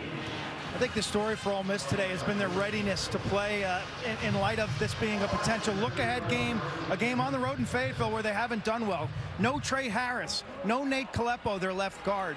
It really has been no problem for them. And they're still moving and keeping their foot on the gas. This is Thomas with the run. Sorey Jr. making the tackle on the play. Remember, the danger coming into this game was, you know, the trap game factor, the look-ahead factor. Big one next week. Nobody was pretending that it wasn't happening. They've got Georgia coming up next week in Oxford. And those injuries that Q mentioned, you've had a next man up in every single one of those situations. No Trey Harris. Well, Jordan Watkins has been great. No Caden Prescorn. Daquan Wright has been great. They fake the toss to the wide side of the field. Pressure on Dart. He ends up on his backside. Gavaye with the stop along with Dix Jr. Let's go back to Q for an update on Parrish. Yeah, it's a big deal moving forward for the Rebels in their season. Parrish, the 23-year-old transfer from Miami, he has not returned to the sideline area, so we really don't know what his status is, but it's, as of now, it's unlikely that you'll see him this week in this game. Henry Parrish, running back. A tough break for him. Right sets to the left of Dart.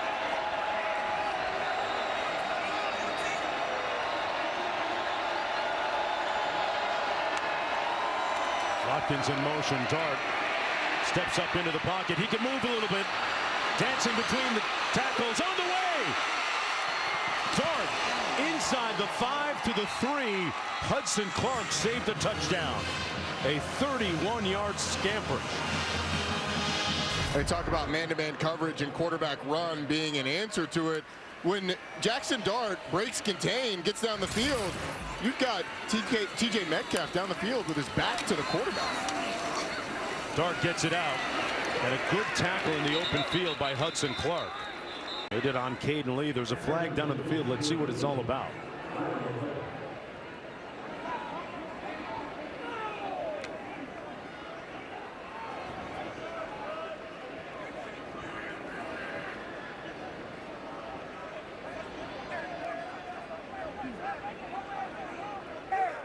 Personal foul, illegal blindside block, offense number 11. 15-yard penalty, previous repeat first down. It's going to go against Jordan Dart. Jordan Watkins. Yeah, it's like they've been. Yeah, the combo. It happens right here. That block has to come in front of the defender. He can't blindside him. He has to have a chance to be able to avoid the block, see it coming. It was legal for him to block him in that situation. Let's bring in Matt Austin. Matt, how would he have had to block them in that situation? Well, you're right, Roddy. As long as he doesn't take him to the ground, go in with his shoulder, if he goes in hands first or screens him, it's not a problem. They hand it off to Thomas again. And Thomas is brought down just shy of the 10, picked up 9 on the play. This is the opening drive of the third quarter for the Rebels, up by 35-10. Looking for their 7th win of the season. Huge run against Georgia coming up next week. And playing without Trey Harris and Caden Prieskorn.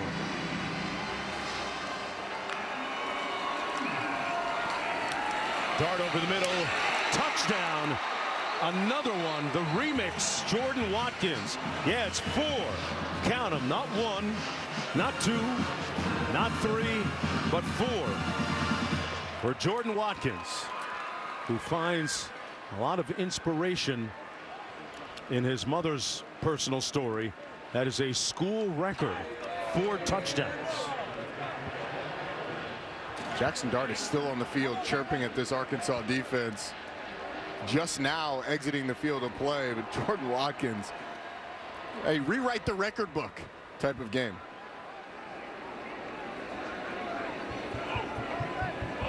That's the 5th touchdown pass of the day for Jackson Dart. Well, Jackson Dart not whistled for a unsportsmanlike. He was popping his stuff, as they like to say, letting everybody in red know about what he's doing out there. Looks like he said, I'm him. And Jordan knows how to count. He can count to 4. He got 6 more fingers. Week on the same frequency as Jordan Watkins on the left has got 4 touchdown passes today. I see what's happening now. Jordan Watkins, number 11.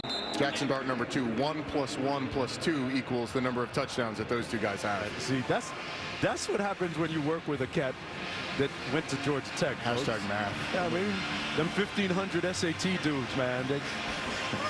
When you party with them, some of it rubs off. Got a new quarterback in the ballgame, Malachi Singleton, for Arkansas. Remember, he led that last-second rally and subsequent victory against Tennessee, but this a different type of animal and circumstance. DeBinion, with nowhere to go, going to be brought down right at the line of scrimmage by Harris. It'll be 2nd down and 10. And guess that his afternoon is over. Came into this game with so much promise and potential, coming off arguably his best game as a Razorback last week.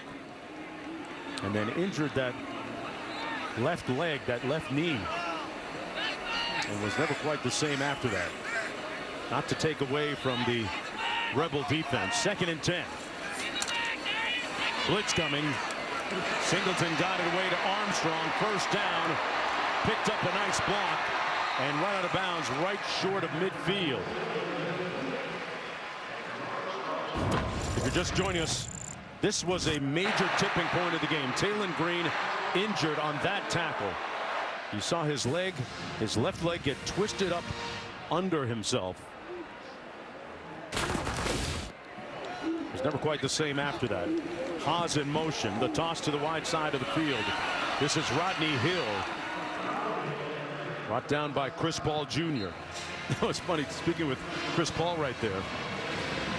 He used to play at Arkansas. Ask him about the name. It's an obvious one, right? Chris Paul. He told us that some people actually think that the soon-to-be Hall of Fame basketball player is his dad. In a sense it is, but it's a different Chris Paul. Yeah. Chris Paul is his dad, just not that one. Yeah.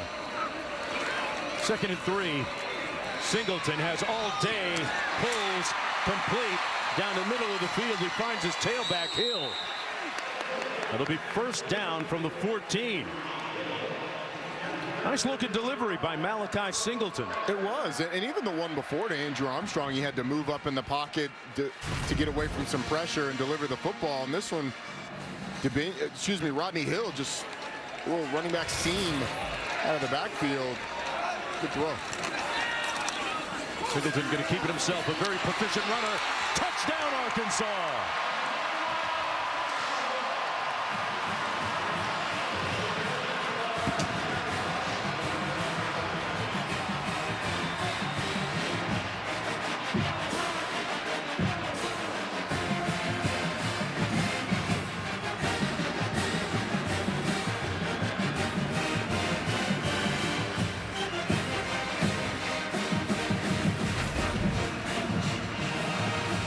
This is what we know Malachi Singleton can do.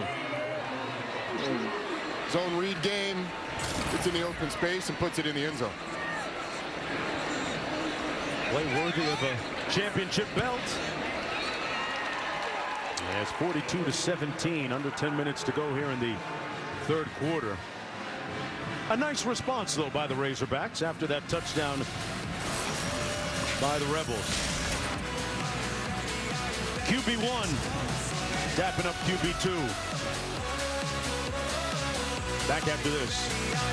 The landscape on a beautiful Saturday afternoon. 9:49 to go. It hasn't worked out well so far for the home team.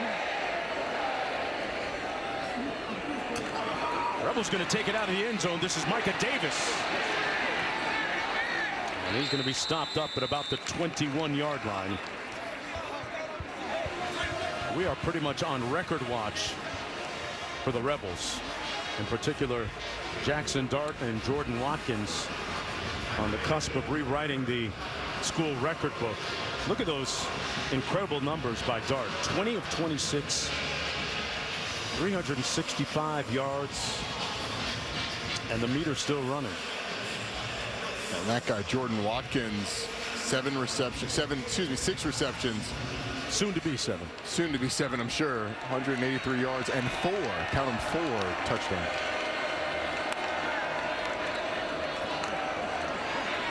They're going to keep it on the ground. This is Thomas. Remember when we were speaking with Jordan Watkins a little bit earlier, we asked him, who's the fastest receiver or player on the team? He said, me. Quickly. Without hesitation.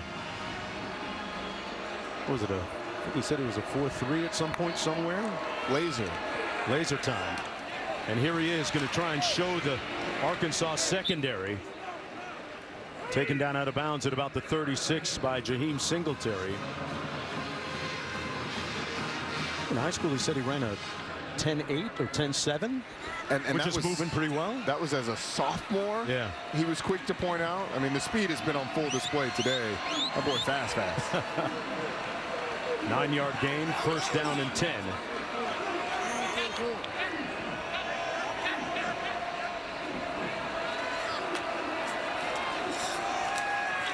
Jackson Dart with all day down the middle of the field, caught at the 30-yard line, and still up Caden Lee. Caden Lee put 2 hands on the football and is brought down to the 5, 1st and goal. TJ Metcalf saved another touchdown. And up to the line of scrimmage with expedience, Jackson Dart. Handing it off to Thomas. And Thomas going to be stopped up just inside the 5-yard line. 2nd down and goal coming up. Got to let Jackson Dart throw this thing a couple of times here, don't you? Yeah. Got a couple of Arkansas players down.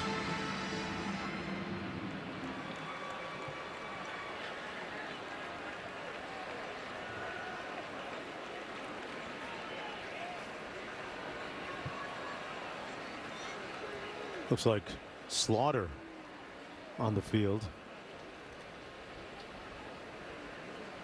Danico Slaughter, Tennessee transfer, and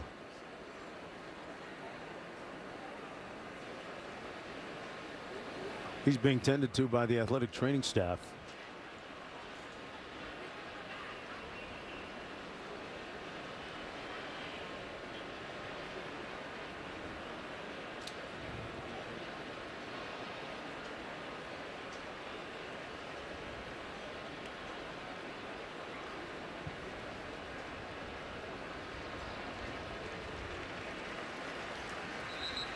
Good to see him able to get up and walk off. Hey, coming up at 3:30 Eastern on ABC and ESPN Plus. Number 2 Georgia and Florida in Jacksonville, and we cap the night with number 10 Texas A&M in Columbia, South Carolina, taking on the Gamecocks. That Georgia-Florida game, it feels like Georgia should roll.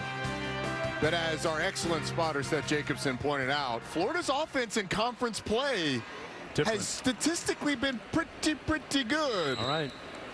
Now, this Georgia front is a little bit different than what they have seen throughout most of the conference play, but we'll have to see. Georgia has not looked. So you think it's going to be competitive? I don't know. I'm starting to convince myself that maybe Seth is right. Dominic Thomas in the ball game. 2nd and goal. They fake the jet sweep. Dart keeps it himself and makes it down just a little bit inside the 1. Eric Gregory making the tackle, setting up 3rd down and goal. 7.5 minutes to go in the 3rd. Looks like the Pegues package is coming in. Could we get a big man touchdown to put a cherry on top of this performance by Ole Miss? Go with their jumbo package, and Mr. Jumbo, the one-man jumbo package, going to line up in the backfield here. There he is, number 89. Takes a direct snap. Almost untouched. Touchdown, Rebels. They call him the Mayor of Oxford. That's his 6th rushing touchdown of the season. And this was one of the easier ones. The hardest thing about him scoring that touchdown was getting skinny through that hole that developed so that he could get in there. Pegues with another score. 48-17. Tell you what, the Rebels are treating the Razorbacks like corduroy. They're just wearing them out with 6:59 to go. We're going to take a short break as the reward awaits on the sidelines for the big fella.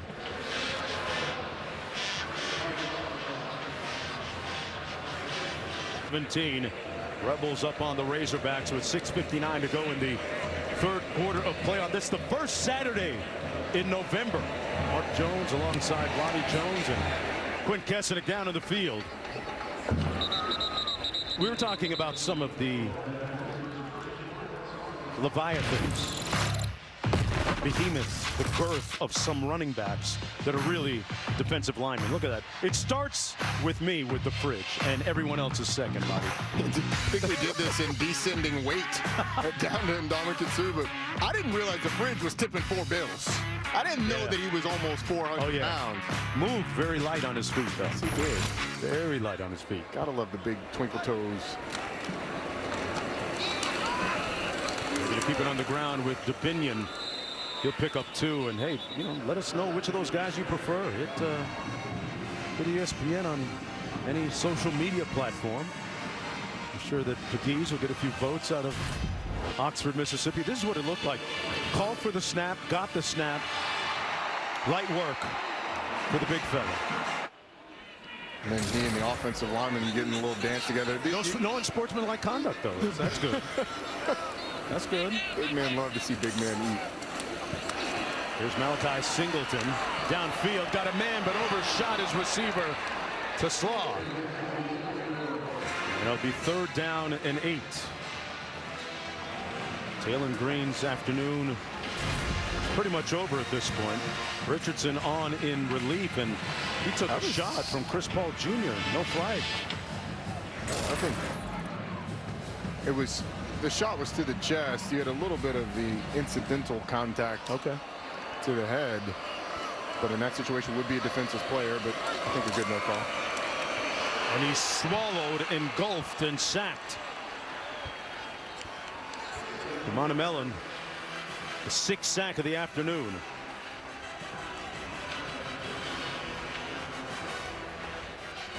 And it's a quick 3 and out for the Razorbacks. Princely Umanmielen just hits the turbo button. He's looking to see whether or not it's going to be something weird. Why am I unblocked? Oh, I can just rush the passer. Let me accelerate and sack him. Umanmielen is as impressive as they come. Transfer from Florida. I saw some of his high school tape, and he was a running back that gained over hundreds of yards and did the same. Great job on defense as we check in with the studio. I want to update you on Miami and Duke. About 10 minutes ago, Duke was up 10, and then 11 rather. Xavier Restrepo, touchdown, 28-25. They went for 2, and then moments ago, Miami regains the lead. So the 11-point Duke lead gone in a matter of minutes, 32-28. All the Hurricanes can detonate at any moment. 1st and 10 for the Rebels. Dominique Thomas in a tailback. And with next week looming large against Georgia at home, at what point does Coach Kiffin take out his number ones, including his QB number 1, Jackson Dart? Right now, this is Dominique Thomas in for Henry Parrish, who was taken off the field right before the end of the first half. Spence making the tackle. Well, Mark, you mentioned looming large. Something that's been looming large over this crew is some of the words that you often use. So let's do our word up with the Joneses. Leviathan, which is a sea serpent noted in theology and mythology. My challenge to anybody watching, work that in to your vocabulary this week. Known for its largesse. We're going to have to circle back on largesse, it seems like. It's that second or third definition that gets you sometimes. Here's Jackson Dart from the 30. Pulls. Oh, man, you talk about room service. Putting money on tape. Jordan Watkins. Well, last time he counted up to 4.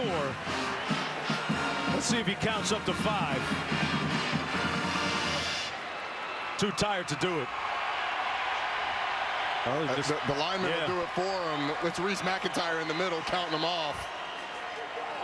That's Jackson Dart's 6th. Jordan Watkins 5th.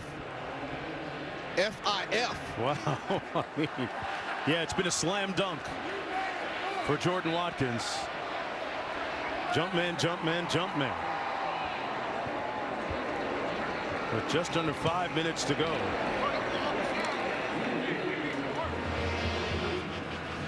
Man, this was as easy as it's going to come. He broke free like Young Thug right here. Nobody even close. And Dart with a career high 495 passing yards. How many you got, son? I mean, he's got 5 touchdowns on 8 receptions. Talk about efficiency, 254 yards. It's just an unbelievable day so far. Yeah. Hey, and I would expect it to be over, but I mean, there's a lot more time left. He set off the smoke detector, and I think that's why he has the extinguisher right there, because it's been a one-man show. It's a dance party. It's a party on my sideline for the University of Mississippi. Q, the only thing they need is a DJ over there. He's got it going on. Wow. You remember when Maurice Green ran 100, took off the shoes and did the fire because he was on fire? Jordan Watkins might want to do the same thing with those gloves. Because if this were NBA Jam, like, he's on fire. He's on fire. You get fined. I remember being in the dorms and setting off a fire extinguisher and getting fined hundreds of dollars. It was like a major violation. Wow. So they're jumping around having fun. They're going to name a street after Jordan Watkins after this game back in Oxford. Let's take a look at our player spotlight, brought to you by Old Spice. And of course, 9 targets, 8 catches, 254 on the board, and 5 TDs. I don't want to rub it in with Arkansas fans, Right. but there are 20 minutes left in this game if they wanted to run up the score. Everybody's getting a little part. I don't know what that move was. You got to but shake what your mama gave you sometime, Roddy. Micah Pettis got a lot to shake, and he shook all of it. 1st and 10. Arkansas. Satania with a nice catch and run down to the 44-yard line. 4.5 minutes to go. An incredibly engaging young man. We had a great visit with him earlier this week, Jordan Watkins. Binion again. Stays on his feet. The irrepressible Binion on that run broke through a couple of tackles. Lewis Moore ran through on the 23-yard gallop. It's a physical run for Rashad Binion. Some of these Arkansas players are playing for spots next week, maybe. Binion brought down that time near the line of scrimmage. We didn't see much Braylon Russell in the backfield, and of course Jackson is out. That's exactly what I was going to say. The top 2 running backs for Arkansas have Jaquindon Jackson never played, and Braylon Russell had a couple carries, but that's it. So it's really been a Binion game, and you know, it's getting into a little bit of a rhythm here. Downfield on the post. Incomplete. He had Broden and just overshot him by a couple of feet. Broden's a guy that they've been looking at to really make a big contribution and break through a little bit. The transfer from Bowling Green makes it a 3rd down and 11 from the 34.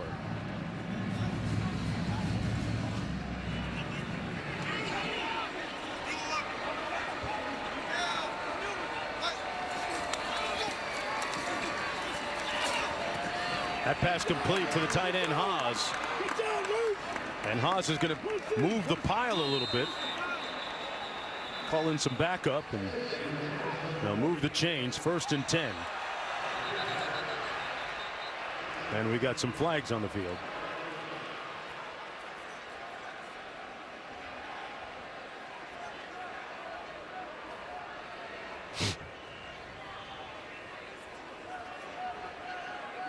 After the play, personal foul, defense number 2. The penalty is half the distance to goal, includes an automatic 1st down.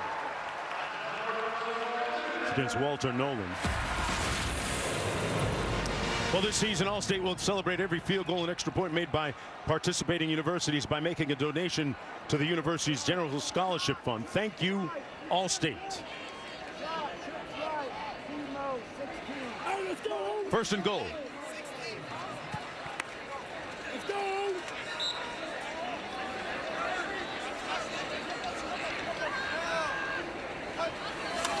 Anthony in motion. They run it to the short side of the field. Nice cut down to the 3 by Hill.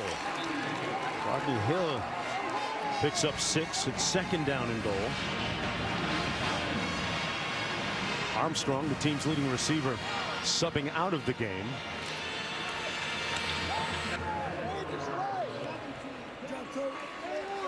Rodney Hill in the backfield.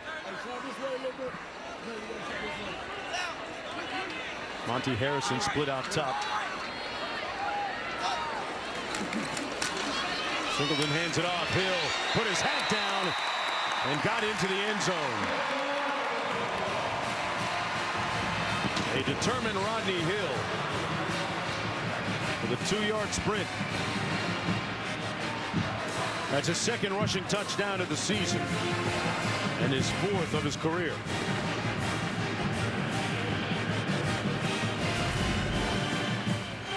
He's ready to swag surf. Swag surf? Yeah. Okay. Say Arkansas's play has been only slightly better than that guy's swag surf. Yeah.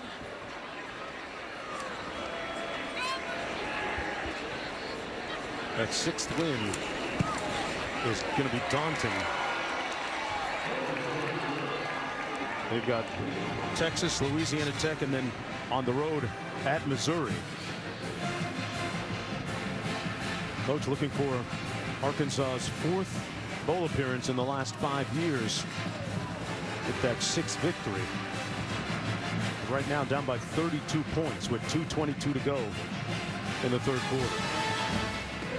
Well, coming up at 3:30 Eastern on ABC and ESPN Plus, number 2 Georgia and Florida and Jacksonville, and we cap the night with number 10 Texas A&M taking on South Carolina. You know, I've been doing this for 34 years.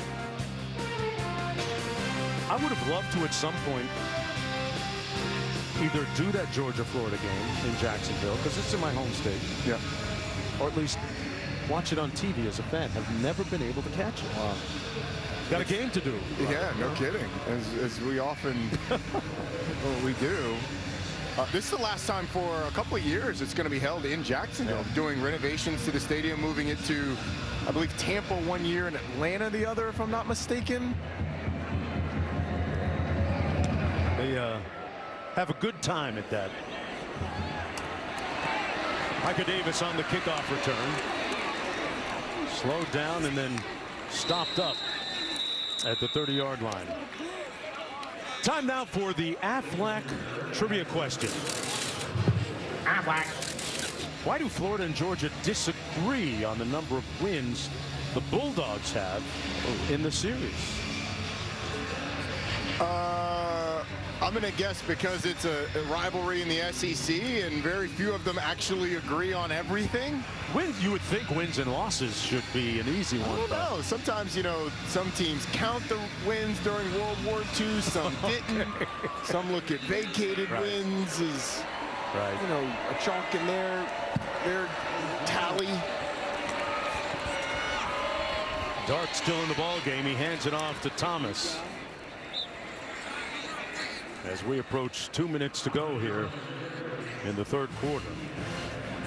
I'm gonna go with, for our Aflac trivia question, that there's something having to do with the way things were counted during the war. In the 40s?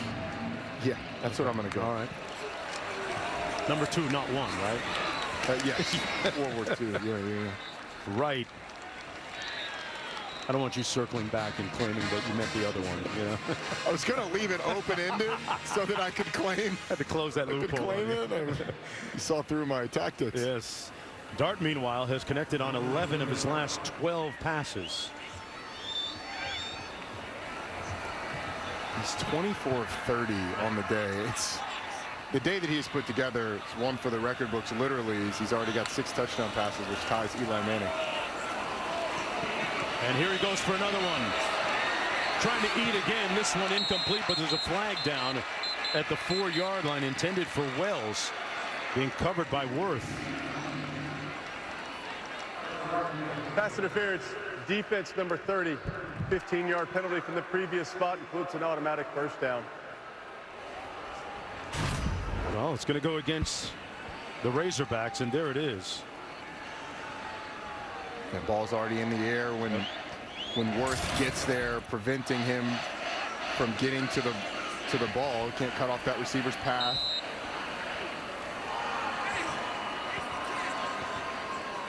From the 37, Jackson Dart still in the ball game with 1:07 to go in the 3rd.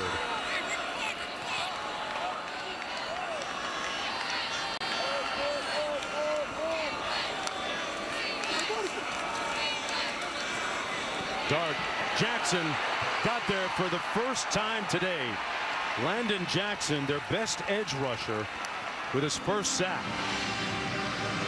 Okay, now let's, with the drama just killing us, consuming us, let's answer the Aflac trivia question. Aflac. Which is, the school did not formally become University of Florida until 1905, and it did not officially establish its football team until 1906. So there's the caveat why they disagree on the numbers. Wow. So it wasn't the war. You're thinking you were on the right track. I knew it had to happen sometime when newspapers were the only way you found out what the score of the game was. But newspaper, what's that? Yeah, exactly. 3rd and 18. As time winds down here in the third quarter. 15 minutes to play.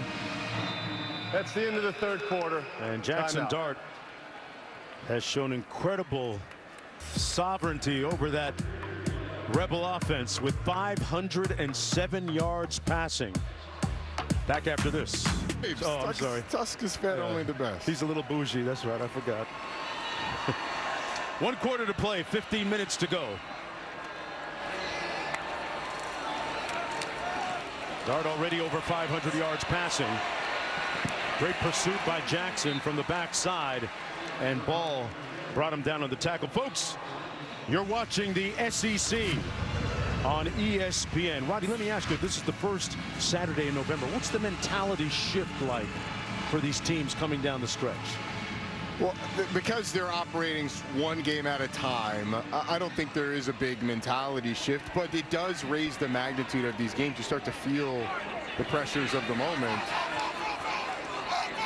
And Lane Kiffin with some fire drill change here. Well, Arkansas 5 on the take clock. time with the substitution. Play clock is down to 2.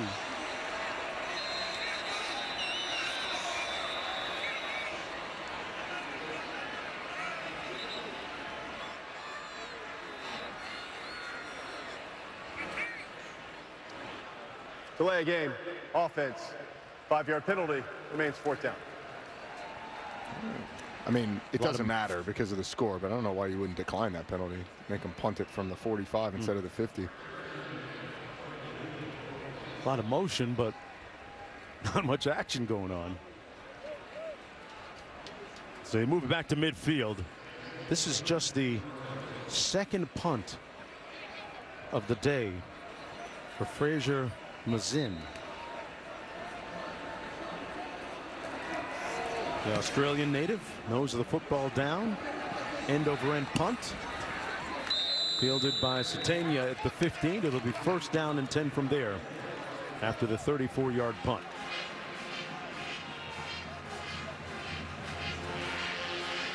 Coming up next, Texas Tech in the Big 12 and Iowa State also in the Big 12, number 11 nationally.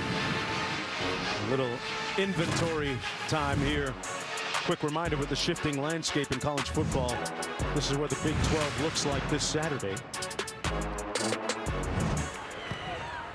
Singleton going to be sacked back at the 11-yard line by Cam Franklin as the sacks continue to mount. There's another look at it.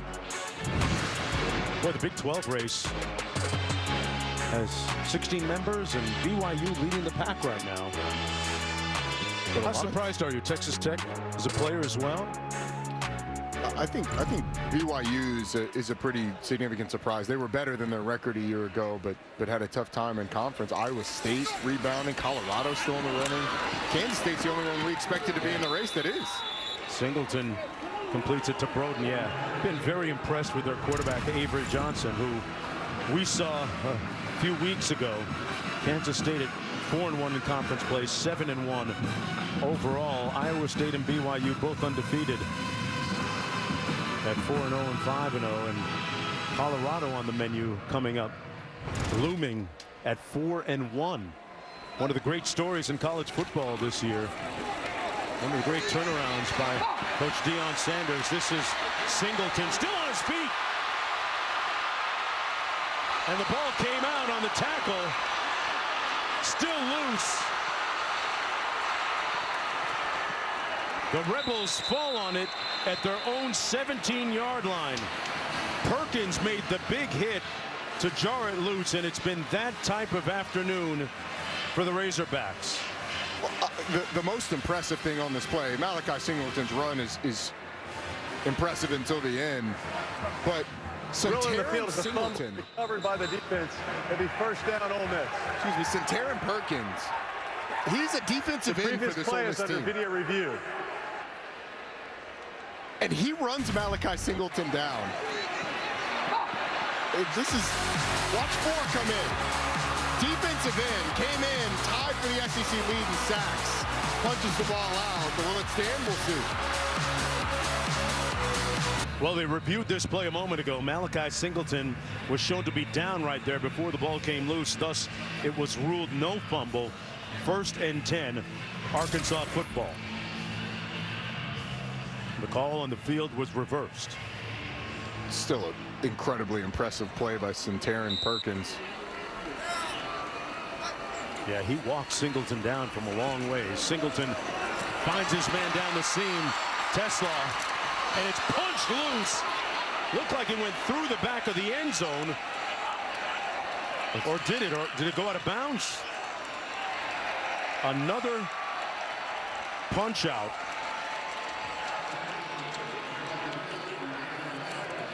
And it's a big question on whether or not it goes into the end zone before going out of bounds, or whether or not it goes out of bounds in the field of play. That ball came shooting out of there. A fumble that went out of the end zone by rule. Touchback for the defense. 1st down, Ole Miss. There it is. From our vantage point, what a punch there. What a great by punch. Saunders, John Saunders Jr. From our angle, we couldn't tell out whether it went out of bounds in the end zone or in the field of play. Here's our pylon cam. I mean, it looks there like it's bouncing and going to cross the goal line before going out of bounds. Yes, it goes told that it went over the pylon. Certainly a touchback. If it goes out of bounds a foot sooner, then Arkansas retains the ball. But let me ask you this, partner. Why is Jackson Dart still in the football game? That's a great question. To hand the ball off, I'm assuming. You don't want him putting him in danger at all.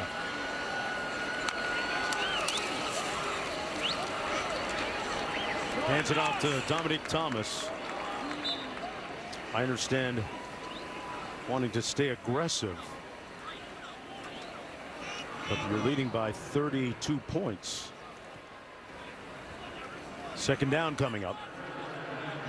Imagine there would have been a conversation saying, hey, keep yourself out of harm's way if we do decide to throw the ball. 2nd and 1. And they can afford to be very pedestrian here and take their time. Running some clock. Let's quickly go down to Q. You know, sometimes we see quarterbacks stay in games late because they're trying to preserve the red shirt of the backup quarterback. That's not the case here. Austin Simmons, the Miami, Florida freshman redshirt quarterback, he's already played in 5 games this year. So he's burned this season, according to my stats, the lefty. So this is a big surprise. Yeah, and he's played in this game. He took a snap earlier when Jackson Dart's helmet came off. So I'm kind of with you, Q. You just... Game's well in hand. They're obviously shortening the game the amount of time they're taking off the clock. Yeah. Running the play clock all the way down to 7. Dart going to run it with it. This is where you don't want to see him do too much run because you risk a little bit of injury taking contact. Robinson making the tackle in the 6-yard gain. 2nd and 4 coming. Yeah, I think that when you see him take off like that, the hope is that he gets down before he takes any sort of contact from the opposing team. But that's not really who Jackson Dart is, though. No. He is a guy that loves, had his nose in there, shows his toughness. But I am surprised he's still in the game. On 2nd and 4, Bentley sprints through the left side of that offensive front. Picks up the 1st down, moves the chains with 10:20 to play. Saw a shot of Austin Simmons there on the sidelines, a freshman from Miami, Pahokee, which is right around the, actually high school around the Central Florida area. Got that black mud up there, Roddy. That's a good play. Yeah, sure have through the years. Pass complete up to the 48-yard line to Caden Lee. And looks like he's going to come into the ball game now. You know, they have the sugar burns up there where they burn the cane fields in Central Florida where he's from, and the rabbits come running out, and that's when they chase the rabbits. Yeah, I've heard that story. Yeah. All them fast guys come out of Central Florida. See, 6 touchdowns. I mean, that's not only is it impressive, but he deserves to be in that company with Eli Manning, with Matt Corral at the top of that, top of the record books. Bentley on the run picks up the 1st down, and think about the first drive, right? How irate he was on the bench with the tablet in his hand and a procession, a litany of profanity coming out of his mouth. You could read his lips and tell he was unhappy with a lot of different things. We don't know specifically what, but he said it with his chest. He expressed himself, and from that point on, things really took a turn for the better for the Rebels. This is really the Ole Miss offense that we expected to see all year long. Simmons going to pass, a good-looking pass, and ball to Juice Wells, who tried to tiptoe down the sideline, stepped out of bounds at the 27. So Simmons completes his first pass of the day right there. Comes in 10 of 21. 48%. 1 touchdown, no interceptions. Good-looking player when he steps off the bus. 6'4", 215. ESPN 24 class. He actually reclassified. I've been the one in the Lefty slings it complete again. This one to Micah Davis. And looks like they're going to pick up another first down. The Rebels beat out Tennessee, Auburn, and Florida for Simmons' service. Picked up 13 yards on that one. Throws a pretty ball. The question that Lane Kiffin's going to have to answer in the offseason is what does the transition look like after the Jackson Dart era? And is Austin Simmons the answer? He's going to get a decent look here with about 7.5 to go.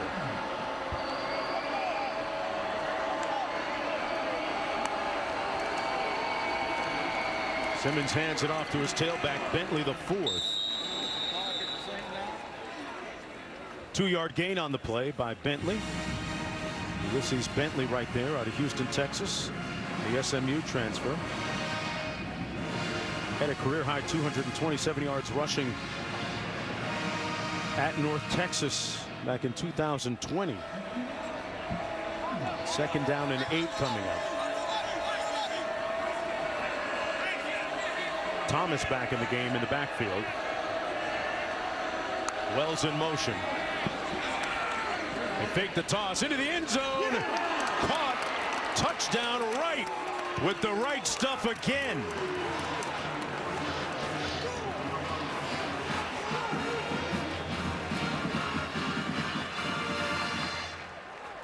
They've hit 62 with 6:47 to go.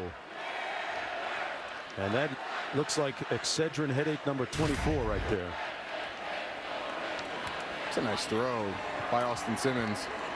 Daquan Wright, who was the story of the game until Jordan Watkins took over, finally gets his. Yeah, how about that? Daquan Wright had 7 catches on like the first 2 drives, and then Jordan Watkins decided to steal the show. It's a good drive from Austin Simmons. Sure was. Pretty impressive. Wright, meanwhile, 9 catches, 99 yards. With 6:47 to go.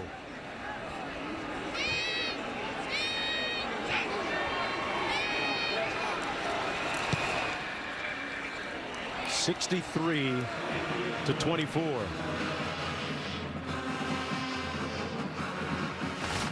And nothing says you're my main man like the picture like that.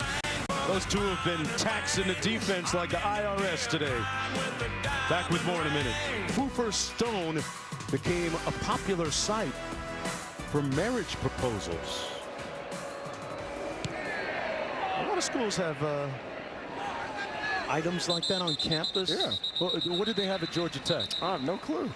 You never went there, so no idea. I wasn't trying to get cuffed up. You were in practice, huh? Right, exactly. Stay focused on my studies and my ball. Hey, I got it. I know you had some riz, though, Roddy. I know you had some riz. Not as much as you, partner, but, you know, did all right. Hey, some of us don't need the stone. You know what I mean? We got a time under the field, 6:47 to go. QB1.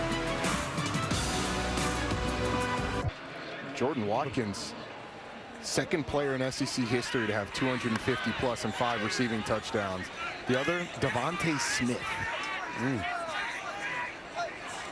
He could ball some. Yeah, he's pretty good. Singleton on the out pattern, complete to Armstrong. It's going to be about 6 yards shy of the first down after the sack. A little over 6 minutes to go. Big question now after a performance like this for Ole Miss is, has this offense awakened in the way that we thought it would? And I think the answer is still it's incomplete. You know, they didn't have to run the ball, and the question sort of been, can they run the ball consistently? And they'll get a big test next week against Georgia. Armstrong with the catch and run. Got to secure that football. We've seen the Rebels be very purposeful about punching that ball out.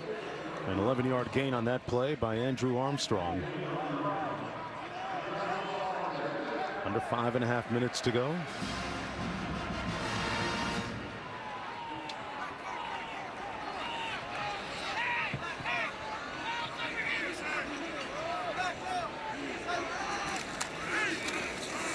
Singleton keeps it.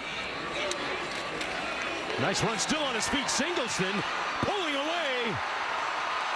Malachi with some magic hit the pylon. Touchdown.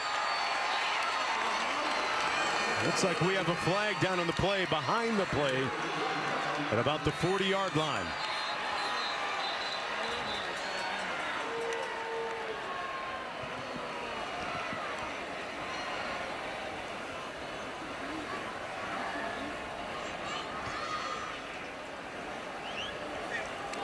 Illegal formation, offense with 5 players in the backfield. 5-yard penalty, repeat first down. Those penalties come off the board are the absolute worst. Because one of these guys up here has to be on the line of scrimmage, and it looks like all of them are off. So you got 1, 2, let's count them. 1, 2, 3, 4, 5, 6 guys in the backfield. And it takes off. It has nothing to do with the play. Right. It's just an alignment error. We'll have to regroup and come back. Let's bring in Matt Austin. Matt, your interpretation there, your look? Yeah, I think the question was the second guy from the top. They were putting him in the backfield. Listen, the standard is normally a stagger. If you can tell a stagger between a guy who's on the line and you, or another guy in the backfield, then you put him where he wants to be. So I don't like that call. Interesting.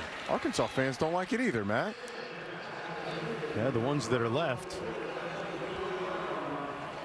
Arnold Stadium relatively empty. 24-yard pickup by Armstrong there.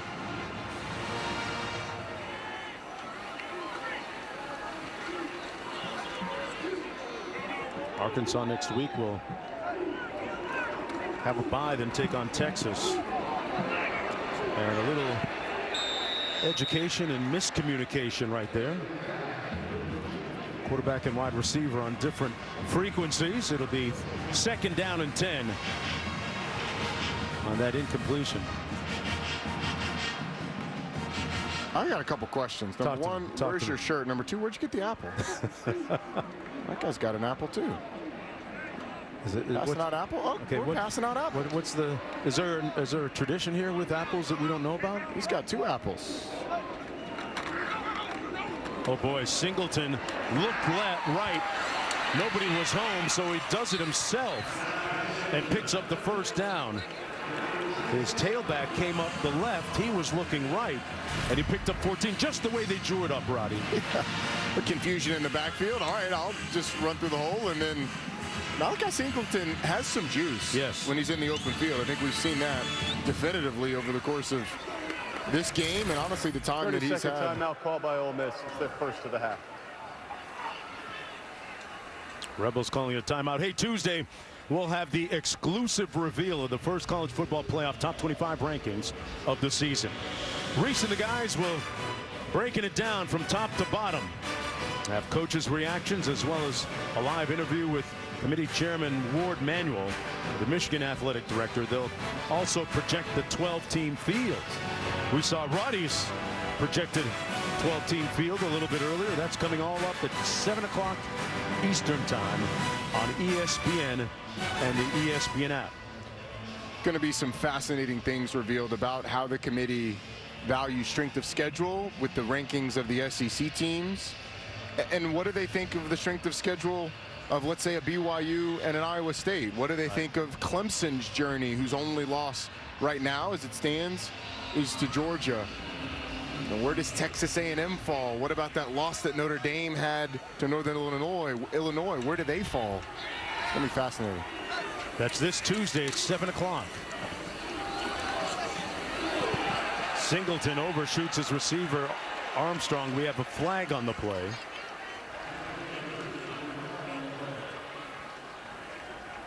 Pass interference, defense number 32.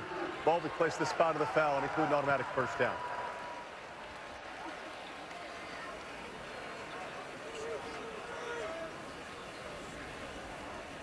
So 3:53 to go.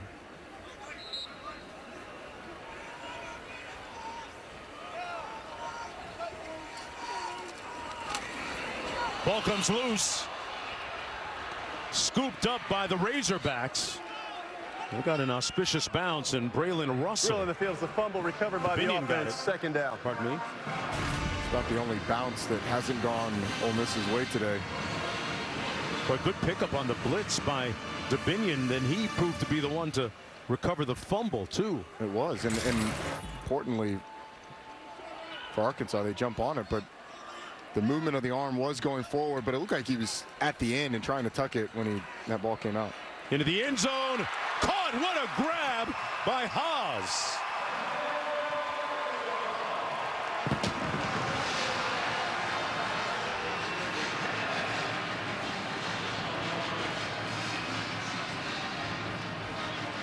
Luke Haas with his 4th touchdown catch of the season. This tight end group has proved to be really good over the course of the season, and Haas, a couple catches for touchdowns last week, and one more here today.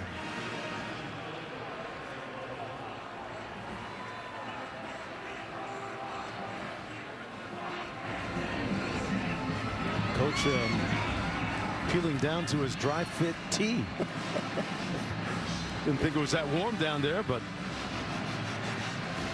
you can do that when you're team to go through run through the tape, I guess. When you're up. One more look at that pristine pass by Malachi Singleton. That's really good placement between the two safeties who end up hitting each other, and a great hands catch by Luke Haas. Understated celebration, understandably, just a little chest bump. Still down by 32. And I'm just curious if you're an Arkansas supporter, what's it going to look like moving forward with Taylen Green and his relative health and fitness with that leg injury? Good news is you've got the open date next week, so he can get healthy. Jaquindon Jackson can get healthy, and they're somewhat optimistic that he could possibly be back for the Texas game, although you won't know probably for a little bit, but some optimism there. Don't forget, after we're finished here, Texas Tech taking on number 11 Iowa State in Big 12 action. Roddy, let me ask you and get your thoughts about this University of Mississippi Georgia game. What's that look like next week? It's going to be a heavyweight battle. The question is going to be, if you're the Rebels, can you continue to create the big plays that you created today in the pass game? And if not, can you run the football against a Georgia front that absolutely flummoxed Texas offensively the last time we saw them? Yeah. And they were phenomenal in Austin. So those are still questions that I think need to be answered about Ole Miss. Can they run the ball against the elite teams? They didn't need it today. That's a great point you bring up. An intriguing matchup. Gain of about 3 on the play. Q? Well, it's an afternoon game next week. I think the injury concerns for Ole Miss will continue. Henry Parrish played only in the first half. In the second half, the running back appeared on the sideline on crutches. We never saw Caden Prescorn, although he warmed up today, their tight end. And Trey Harris did not warm up, showed up in uniform, but he has not played. And right now he is in sweatpants. So I could see Harris and Prescorn returning to the lineup next week. All right, Q. 2nd and 7. Albritton, the new running back for the Rebels, stopped up after a short gain. 3rd and 7 coming up. And this one is pretty much cooked, glazed, and ready to be sliced. Coming up to the 2-minute timeout. Is that another pork joke? Yeah. Hey, I wasn't looking at Tusk. 2-minute timeout in the second half. So, Roddy, you hit me with a nugget a minute ago. You said it was you were flummoxed. I like that. Bewildered or perplexed? I'm just trying to keep up with Roddy Jones here. Flummoxed. Up in my SAT score game. Man. I like that. Bewildered. Minutes, presented by Allstate. And welcome back, everyone, to Fayetteville. 3rd and 7 for the Rebels. Final 2 minutes of this ball game. Austin Simmons in at quarterback. Time now for the final 2 minutes, presented by Allstate. Simmons overshoots his receiver, and more linen on the field intended for Micah Davis.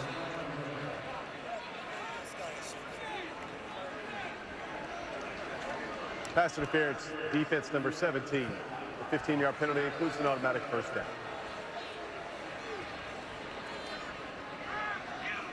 It's going to go against Clark.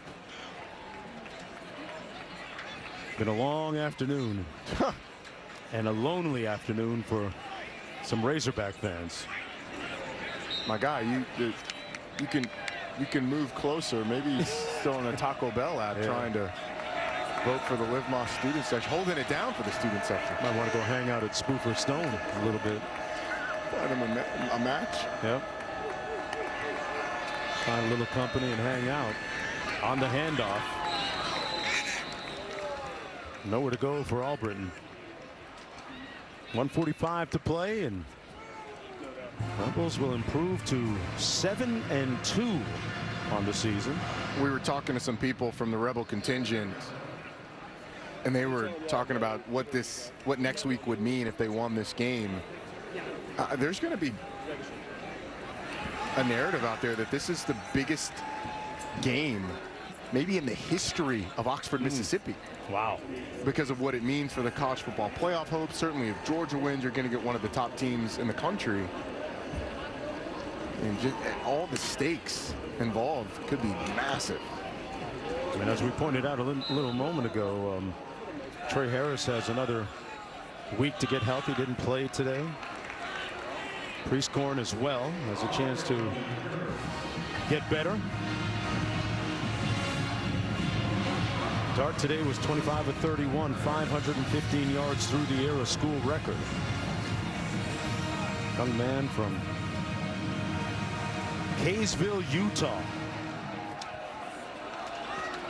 Jordan Watkins had 254 yards receiving. School record. A wire-to-wire job for Lane Kiffin's crew. You think back about their 2 losses this year, both of them by 3 points. One to LSU, one to Kentucky.